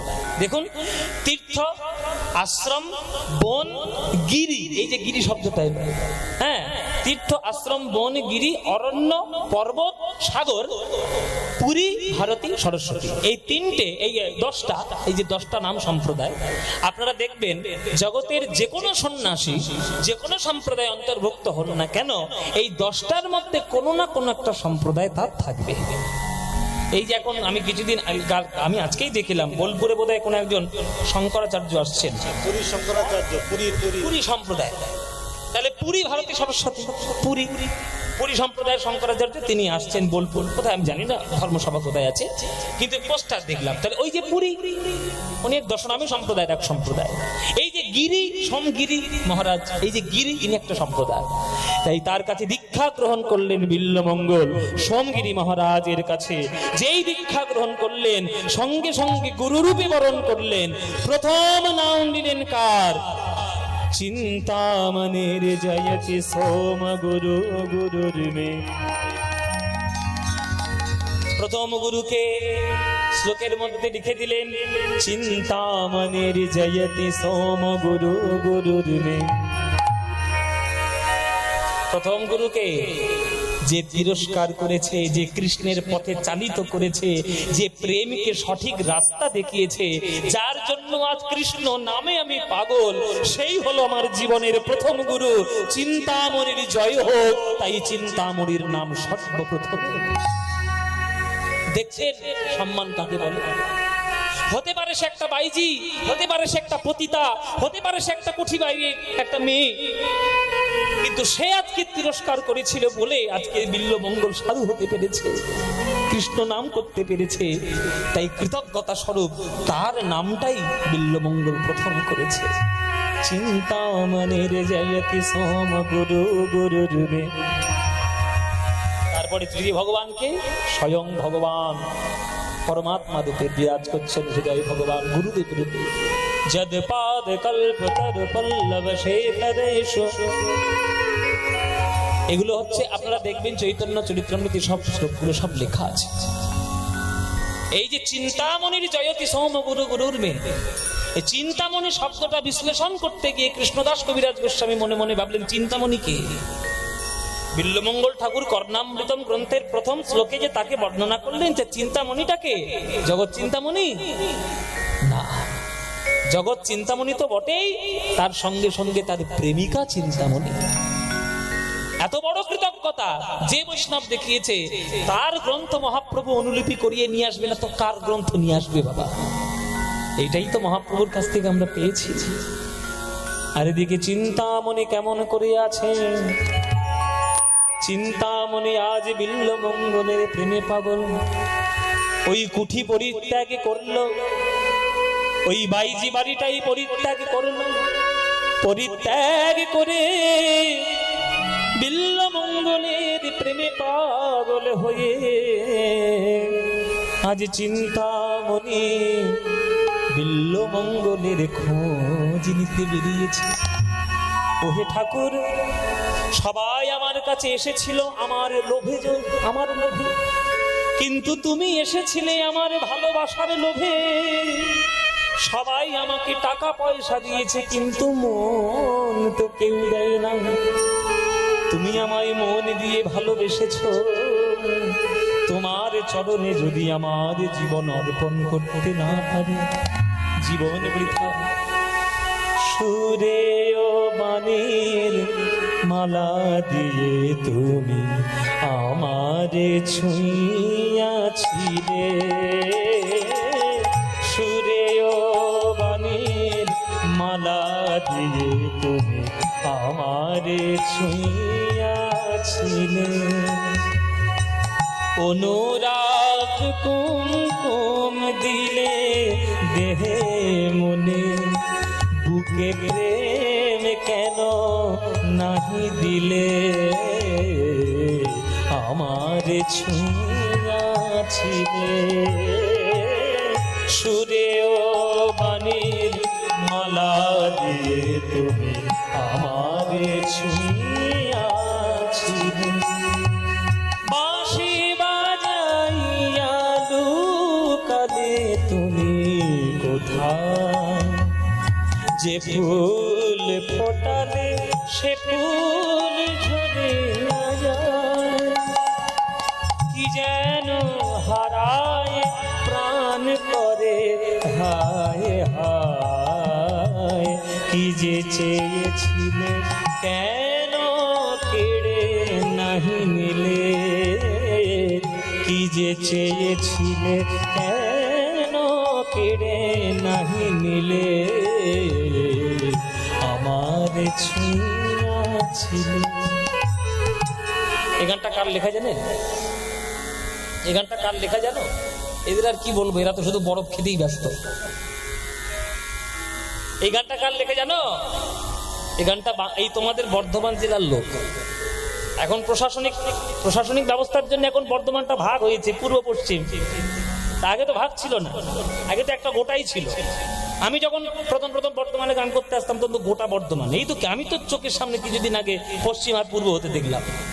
হ্যাঁ বাবা, 5 বছর 5 বছর হয়েছে না, একটু বেশি হয়ে গেছে, একটু বেশি হবে হয়তো। তাই বর্ধমান পূর্ব পশ্চিম ভাগ হয়ে গেছে। কিন্তু বর্ধমান তো, এই বর্ধমানের একটা বিরাট বড় কবি যার জন্য বাংলা গর্বিত, চুরুলিয়ায় যার বাড়ি, তার নাম কাজী নজরুল ইসলাম। আহা, এই কাজী নজরুল ইসলাম আমার এত প্রিয় কবি না, এনার গান এর তুলনা পৃথিবীর কোনো সম্পত্তি দিয়ে করা যাবে না। হ্যাঁ, এই গানটা ওনারই লেখা। বাঁশি বাজাইয়া লুকালে তুমি কোথায়? যে ফুল ফোটালে সে ফুল ঝরে যায়, কি যেন হারায় প্রাণ করে হায় হায়। কি যে চেয়েছিলে কেন কেড়ে নাহি নিলে? আমারে ছুঁয়াছিলে,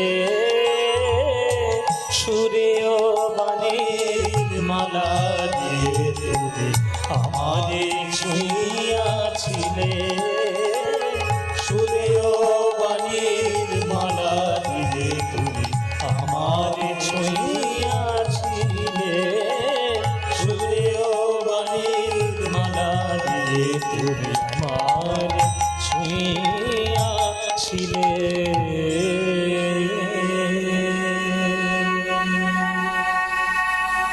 দুজনের দুটো স্রোত দেখুন বাবা, গুরুদেবের কাছ থেকে দীক্ষা গ্রহণ করে বিল্বমঙ্গল চলেছে কৃষ্ণের প্রেমের টানে।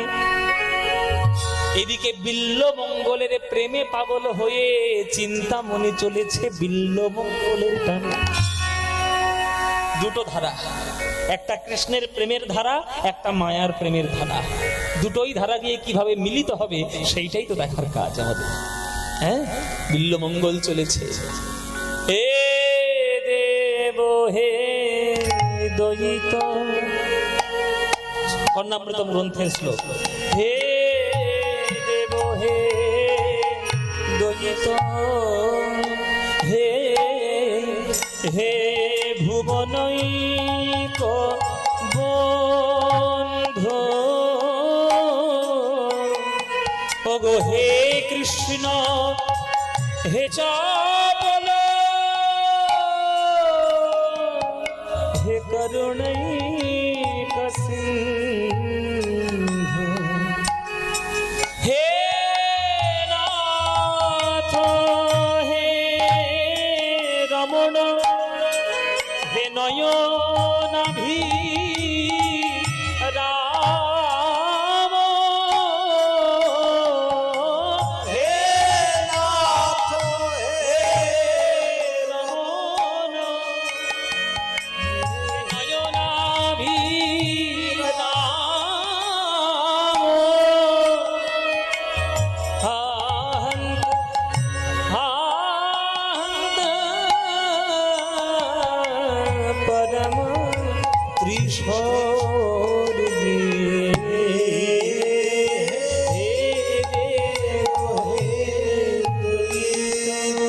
বাবা ঠাকুর। কে? বাবা ঠাকুর, আমি কে বাবা? আমি তো তোমায় দেখতে পাচ্ছি না, আমি তো দেখতে পাই না। ও, তুমি দেখতে পাও না? আচ্ছা, আমি হচ্ছি একটা রাখাল ছেলে, এই গ্রামেই আমার বাড়ি। আমিও কৃষ্ণের খুব ভক্ত। তুমি কৃষ্ণের নাম গাইতে গাইতে যাচ্ছ তো, তোমাকে দেখেই আমি তোমার কাছে ছুটিলাম। ও বাবা ঠাকুর, ও বাবা ঠাকুর, তুমি কোথায় যাচ্ছ বাবা ঠাকুর? আমি মধুময় বৃন্দাবনে যাচ্ছি বাবা। বৃন্দাবন? আমিও যেতে চাই বৃন্দাবন বাবা ঠাকুর। জানো, আমার গায়ের রং কালো বলে, আমি গরু চড়াই বলে আমার পাড়ার লোকেরা কেউ আমায় ভালোবাসে না। যার বাড়িতে যায় সে দুচ্ছা করে তাড়িয়ে দেয়, আমাকে কেউ একবারও দেখে না। আমার তাই মনে মনে ভাবলাম যে বৃন্দাবনে যে ভগবান আছে সেই ভগবানেরও গায়ের রং কালো, আমারও গায়ের রং কালো, তা ভগবানেরও গায়ের রং কালো।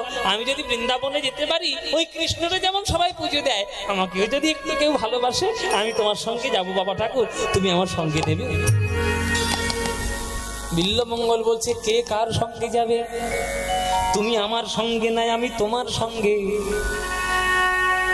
হাত ধরে সেই ছেলেটা বলছে, দুজন দুজনার সঙ্গে যাব, দুজন দুজনার সঙ্গে যাব। তুমি আমার সঙ্গে যাবে বাবা? হ্যাঁ, তুমি তো দেখতে পাও না, আমি দেখিয়ে দেখিয়ে নিয়ে যাব। আর তুমি যেই, আমি তোমার সঙ্গে সঙ্গে যাব, দুজনে একসঙ্গে বৃন্দাবনে গিয়ে ওই গিরিধারী লাল ওই গোবিন্দকে দর্শন করব। চলো তাহলে তোমার সঙ্গে যাই। ওই বালকটি যখন বিল্বমঙ্গলের কর স্পর্শ করল, বিল্বমঙ্গলের অঙ্গে শিহরণে খেলে গেল। এমন অপূর্ব স্পর্শ তো আমি কোনোদিন পাইনি। তুমি কে?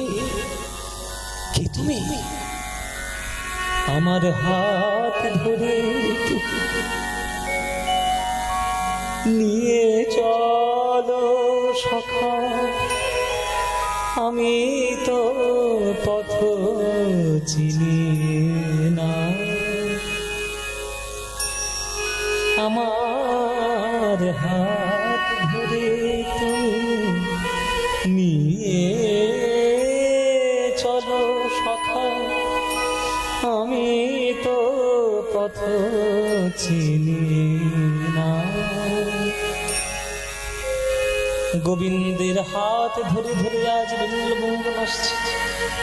যত পথ অগ্রসর হচ্ছে, বিল্বমঙ্গল বুঝতে পেরেছে কে এসে আমার হাতটি ধরেছে।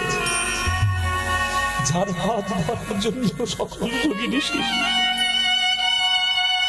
যার কর স্পর্শ করার জন্য মুনি ঋষি, জঙ্গলে গিয়ে কত সাধনা করে ঊর্ধ্বপদে হেঁট মুন্ডে সেই ভগবান আমার কর স্পর্শ করে ভগবান স্বয়ং নিয়ে যাচ্ছে বৃন্দাবনে।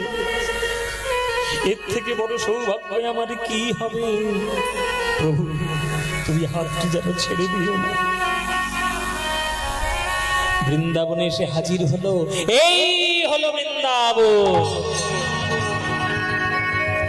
বাবা ঠাকুর এই দেখো বৃন্দাবন। ও তুমি আবার দেখবে কি করে? তুমি তো দেখতেই পাও না। হ্যাঁ, আমি তোমাকে বলে বলে দিচ্ছি, মনে মনে তুমি একটা কল্পনা করে নাও যে বৃন্দাবন কেমন দেখতে। এই দেখো কুলু কুলু শব্দে বয়ে চলেছে যমুনা।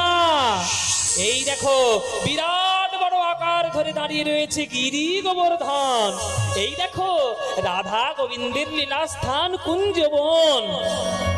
তুমি তো বৃন্দাবনে এসে গেছো, আমি একটা রাখাল ছেলে, আমারও উদ্দেশ্য বৃন্দাবনে আসা, তোমার উদ্দেশ্য বৃন্দাবনে আসা। তাহলে এইবার আমায় বিদায় দাও বাবা ঠাকুর, বিদায়। তুমি আমার থেকে বিদায় নেবে? আমি তো আর তোমায় ছাড়বো না।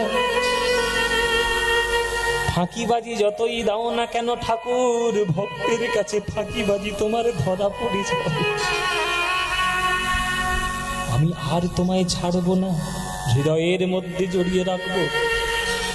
তুমি আমায় ছাড়বে না বাবা ঠাকুর? যদি আমি তোমাকে হাতটা জোর করে ছাড়িয়ে নিয়ে চলে যাই, তুমি কি আমাকে আটকাতে পারবে? না ঠাকুর, তোমায় আটকাবো এ সাধ্য কার? যে বাম হাতের কনিষ্ঠ আঙুলে তুমি গিরি গোবর্ধন ধারণ করেছো, সেই হাত দিয়ে তুমি আমাকে জোর করে ছাড়িয়ে নিয়ে যেতে পারবে? এ তো অসাধ্য সাধন কিছু নয়। কিন্তু জেনে রাখো হে ভগবান, हाथ छुड़ा के जाते हो निर्बल जान के मोहे, हृदय से जब जाओ तो सबल जानो तो है। আমার হাত তুমি ছাড়িয়ে দিয়ে চলে যেতে পারো, এতে তোমার কিসের বীরত্ব? ওই কেমন ভগবান হয়েছো দেখাও দেখি, আমার হৃদয়টা ছেড়ে চলে যাও দেখি তুমি কেমন ভগবান হয়েছো, আমি সাহসটা দেখে নিই। ভগবান কি কখনো কি হলো? ও এ তো সুন্দর ব্যাপার, এত ভয় পাওয়ার কি আছে? ও যে এসছে কত কৃপা জানো, মহা বৈষ্ণবের মহা একেবারে হ্যাঁ বাহন চলে এসেছে। বসো, কিচ্ছু হবে না, যাইনি তাই। আমার হাত ছাড়িয়ে চলে যেতে পারবে, এতে তোমার কিসের বিরক্ত? কেমন ভগবান হয়েছো দেখি, আমার হৃদয় ছেড়ে চলে যাও দেখি। কোন ভগবান কোন ভক্তকে কোনোদিন হৃদয় ছেড়ে যেতে চায়? ভগবান তো হৃদয়ের মধ্যেই থাকে। তাহলে তুমি আমায় ছাড়বে না? না, ছাড়বো না। যতক্ষণ না তোমার রূপ আমায় দেখাবে আমি তোমায় ছাড়বো না। তুমি যখন প্রথম আমায় স্পর্শ করেছো, আমি তখনই বুঝতে পেরেছি কে আমায় ধরেছে। আমার গিরিধারী লাল, আমার গোপীনাথ, আমার মদন মোহন, আমার কৃষ্ণ ধরেছে ছাড় খেয়ে পড়ে গেল। হে কৃষ্ণ করুণা সিন্ধু দীন বন্ধু জগৎপতে, গোপেশ গোপিকা কান্ত রাধাকান্ত নমস্তুতে, রাধাকান্ত নমস্তুতে।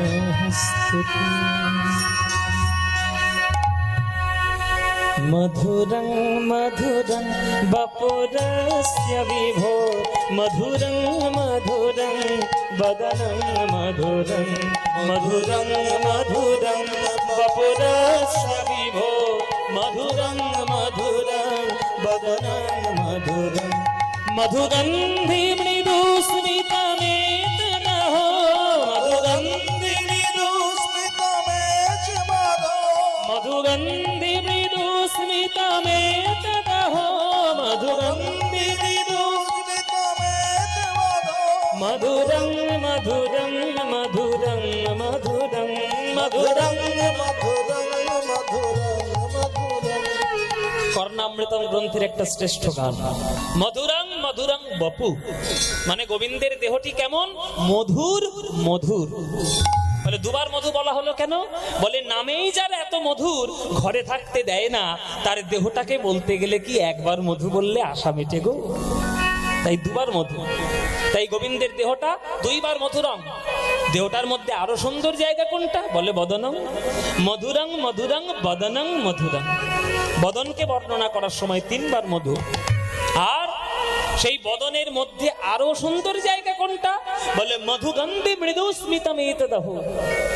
যেখান থেকে অধর সুধা পাওয়া যায়, যেখান থেকে 6 রাগ 36 রাগিনীর জন্ম হয়, যেইখান থেকে অধরামৃত প্রেম পাওয়া যায়, ওই মুখমণ্ডলের মধ্যে অধরটাই হলো জগতের সব থেকে মধুর স্থান।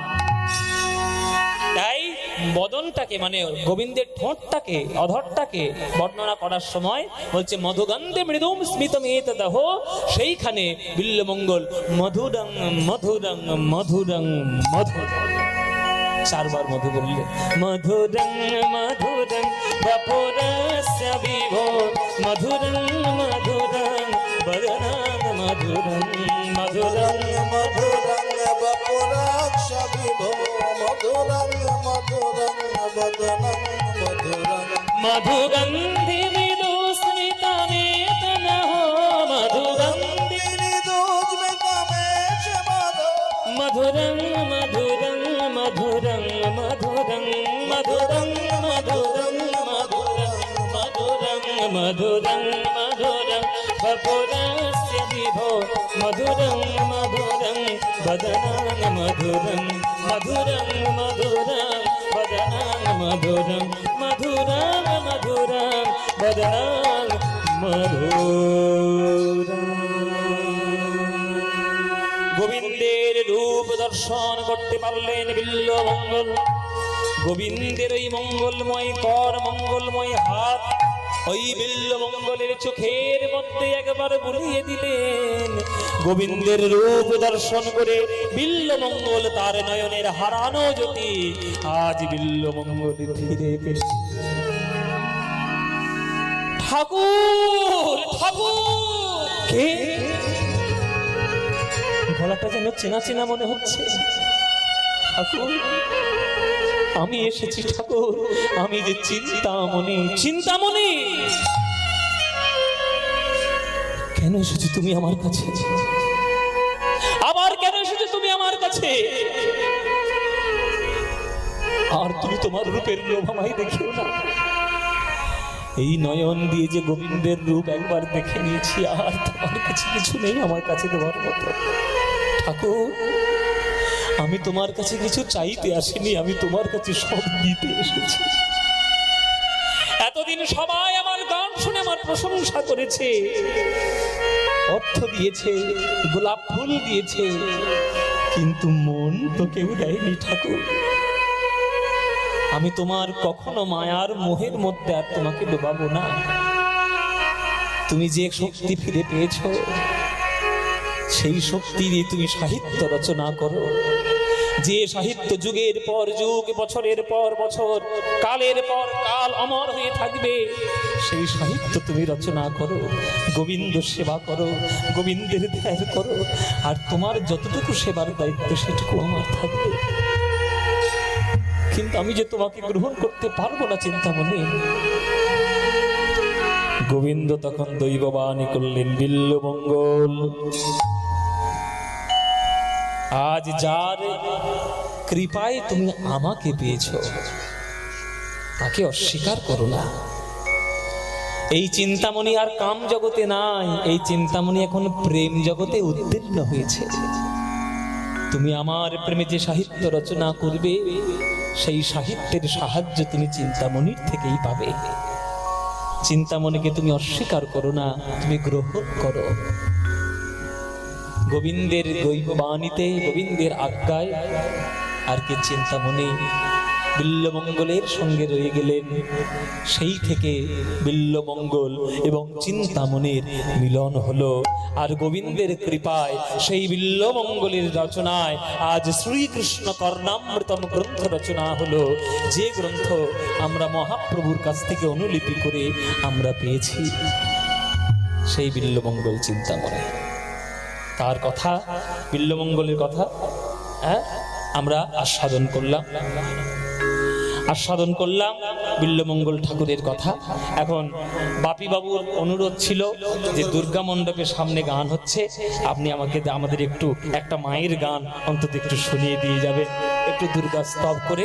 তো দুর্গা স্তব করে আজকে আবার আপনাদের এখানে রাসলীলার মানে দিন আর কি, কিন্তু আমি রাসলীলার গাই না, রাসলীলা গাওয়াটা বন্ধ করে দিয়েছি। এই কারণে বন্ধ করেছি যে আমার বিভিন্ন গুরুর কাছ থেকে আমি বারণ পেয়েছি যে তুমি আর রাসলীলা গেও না, কেননা রাসলীলা এতটা উচ্চস্তরের লীলা, সেই লীলাটা গাওয়ার মতো শোনার মতো আগে যোগ্যতাটা তৈরি করুন, তারপরে রাসলীলা শুনতে আসবেন, কিছু মনে করবেন না। কেননা ভাত পান্তা খেয়ে আর দিবারাত্র মিথ্যে কথা বলে আর গোবিন্দের শ্রেষ্ঠ লীলা শ্রবণ করব, সেই ক্ষমতা যোগ্যতা আমাদের নাই বাবা। ওই জন্য কোনো মঠে মন্দিরে কোনো জায়গায় দেখবেন রাসলীলা কোনো বাবাজিরা শুনতেই চায় না। আপনি বীরচন্দ্রপুরে যান, রাসলীলা হয় না। ইস্কনে যান, রাসলীলা হয় না। আমাদের পাটবাড়ি যান, রাসলীলা হয় না। মুলুক পাটবাড়ি, রাসলীলা হয় না। তো সেই রাসলীলা ওই জন্য আমি গাই না, কিন্তু আজকে যেহেতু আপনাদের রাসলীলার দিন, ওই জন্য চণ্ডী পাঠ করে মাকে ডেকে একটা রাসের পদ গেয়ে আমরা রাধা গোবিন্দকে মিলনে রাখবো। আগামীকাল আপনাদের এখানে কুঞ্জভঙ্গ হবে। সবাই একটু হাত জোড় করে বসুন, একটু মায়ের চণ্ডী পাঠ করে একটা মায়ের গান গাই। সবাই করে জোরে বসবেন।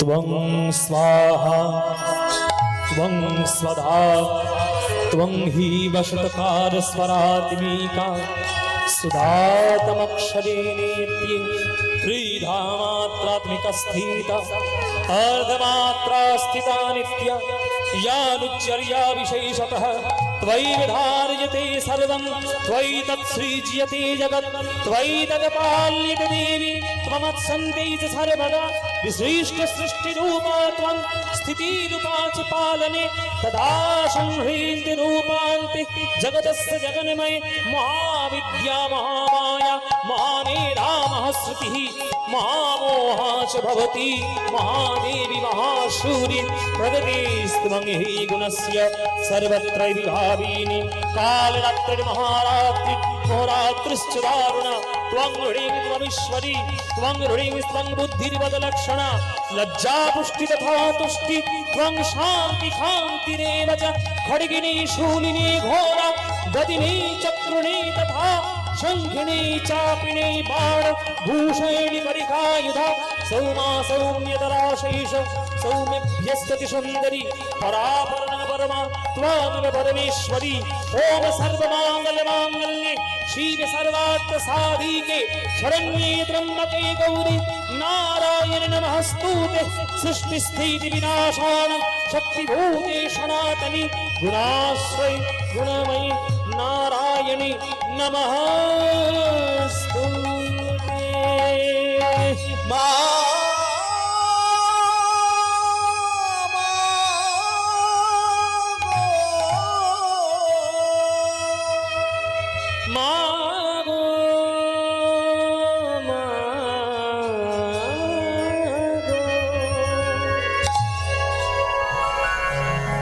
মিছেই ভ্রম ভূমণ্ডলে ভুলো না দক্ষিণা কালী বদ্ধ হয়ে মায়ার জালে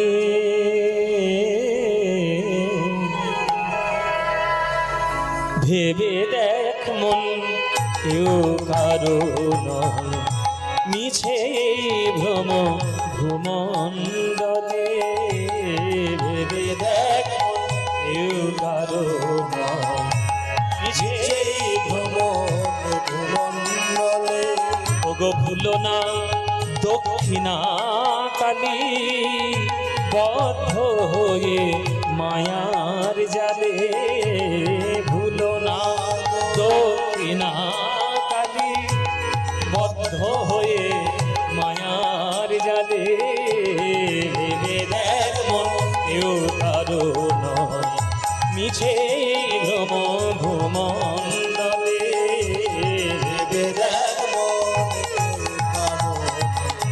যার জন্য মর ভেবে, সে কি তোমার সঙ্গে যাবে? যার জন্য মর ভেবে, মা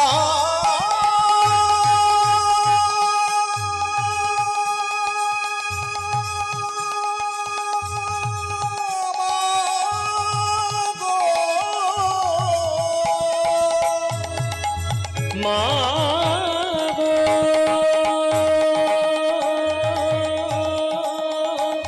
মা গো, যার জন্য মর ভেবে, সে কি তোমার সঙ্গে যাবে?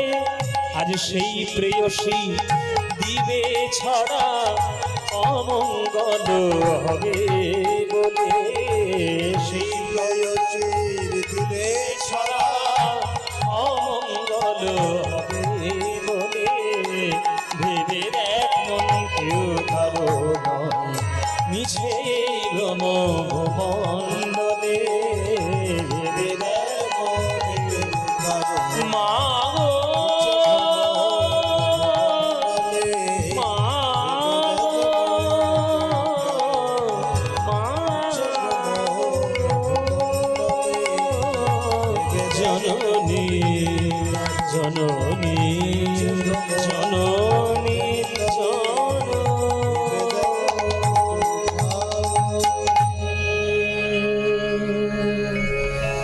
শারদ চন্দ পবন মন্দ, বিপিনে ভরল কুসুম গন্ধরে, গন্ধরে, গন্ধরে, গন্ধরে, ওই ফুল্ল মল্লিকা মালতী জ্যোতি, ফুল্ল মল্লিকা মালতী জ্যোতি, মত্ত মধুকর ভরণী রে, মত্ত মধুকর ভরণী রে, হে হে হে হে, হে রাত রাতি ওই ছন মাতি, শ্যাম মোহন মদনে মাতি, শ্যাম মোহন মদন মাতি, যাহি बोलत ताही चलत, मुरली कपन लोलनी, मुरली कपन लोलनी, मुरली कपन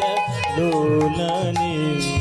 গোবিন্দের আজ রাসলীলায় এক এক গোপী এক এক কৃষ্ণ রূপে সমগ্র ব্রজ গোপীগণের কাছে নিজেকে তুলে ধরলেন। হ্যাঁ, তাই এক এক গোপীর কাছে এক এক কৃষ্ণ রূপে আজ কৃষ্ণ রাসলীলা করলেন এবং বৃন্দাবনে সর্বশ্রেষ্ঠ লীলা করে তিনি আজ রাধা গোবিন্দের প্রেম জগৎকে শ্রেষ্ঠ করলেন। তাই গৌর প্রেমানন্দে হরি হরি বল। হ্যাঁ, আমাদের রাধা গোবিন্দের একটা যুগল গান গেয়ে আমরা আজকে শেষ করব, কালকের কুঞ্জভঙ্গ আছে। হ্যাঁ, চলো।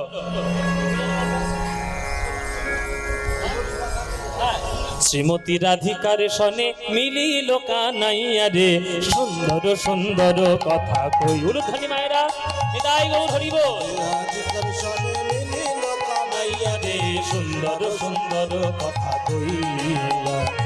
শ্রীমতী রাধিকার সনে মিলিল কানাইয়া রে, সুন্দর সুন্দর কথা কইয়া। এত দেরি করিয়ে দিলে আমাকে। অষ্ট সখী আর এক করে রে, অষ্ট সখী নৃত্য করে গো আজ রাধেকে ঘিরিয়া। অষ্ট সখী নৃত্য করে গো আজ রাধেকে ঘিরিয়া। আজ আরেক সখী নৃত্য করে জয় রাধে বলিয়া রে। আরেক সখী নৃত্য করে জয় রাধে বলিয়া রে। আরেক সখী নৃত্য করে জয় রাধে বলিয়া রে। সুন্দর সুন্দর কথা কইয়া আর শ্রীমতী রাধিকার সনে মিলিল কানাইয়া রে। সুন্দর সুন্দর কথা কইয়া আহা শ্রীমতী রাধিকার সনে মিলিল কানাইয়া রে সুন্দর সুন্দর কথা কইয়া।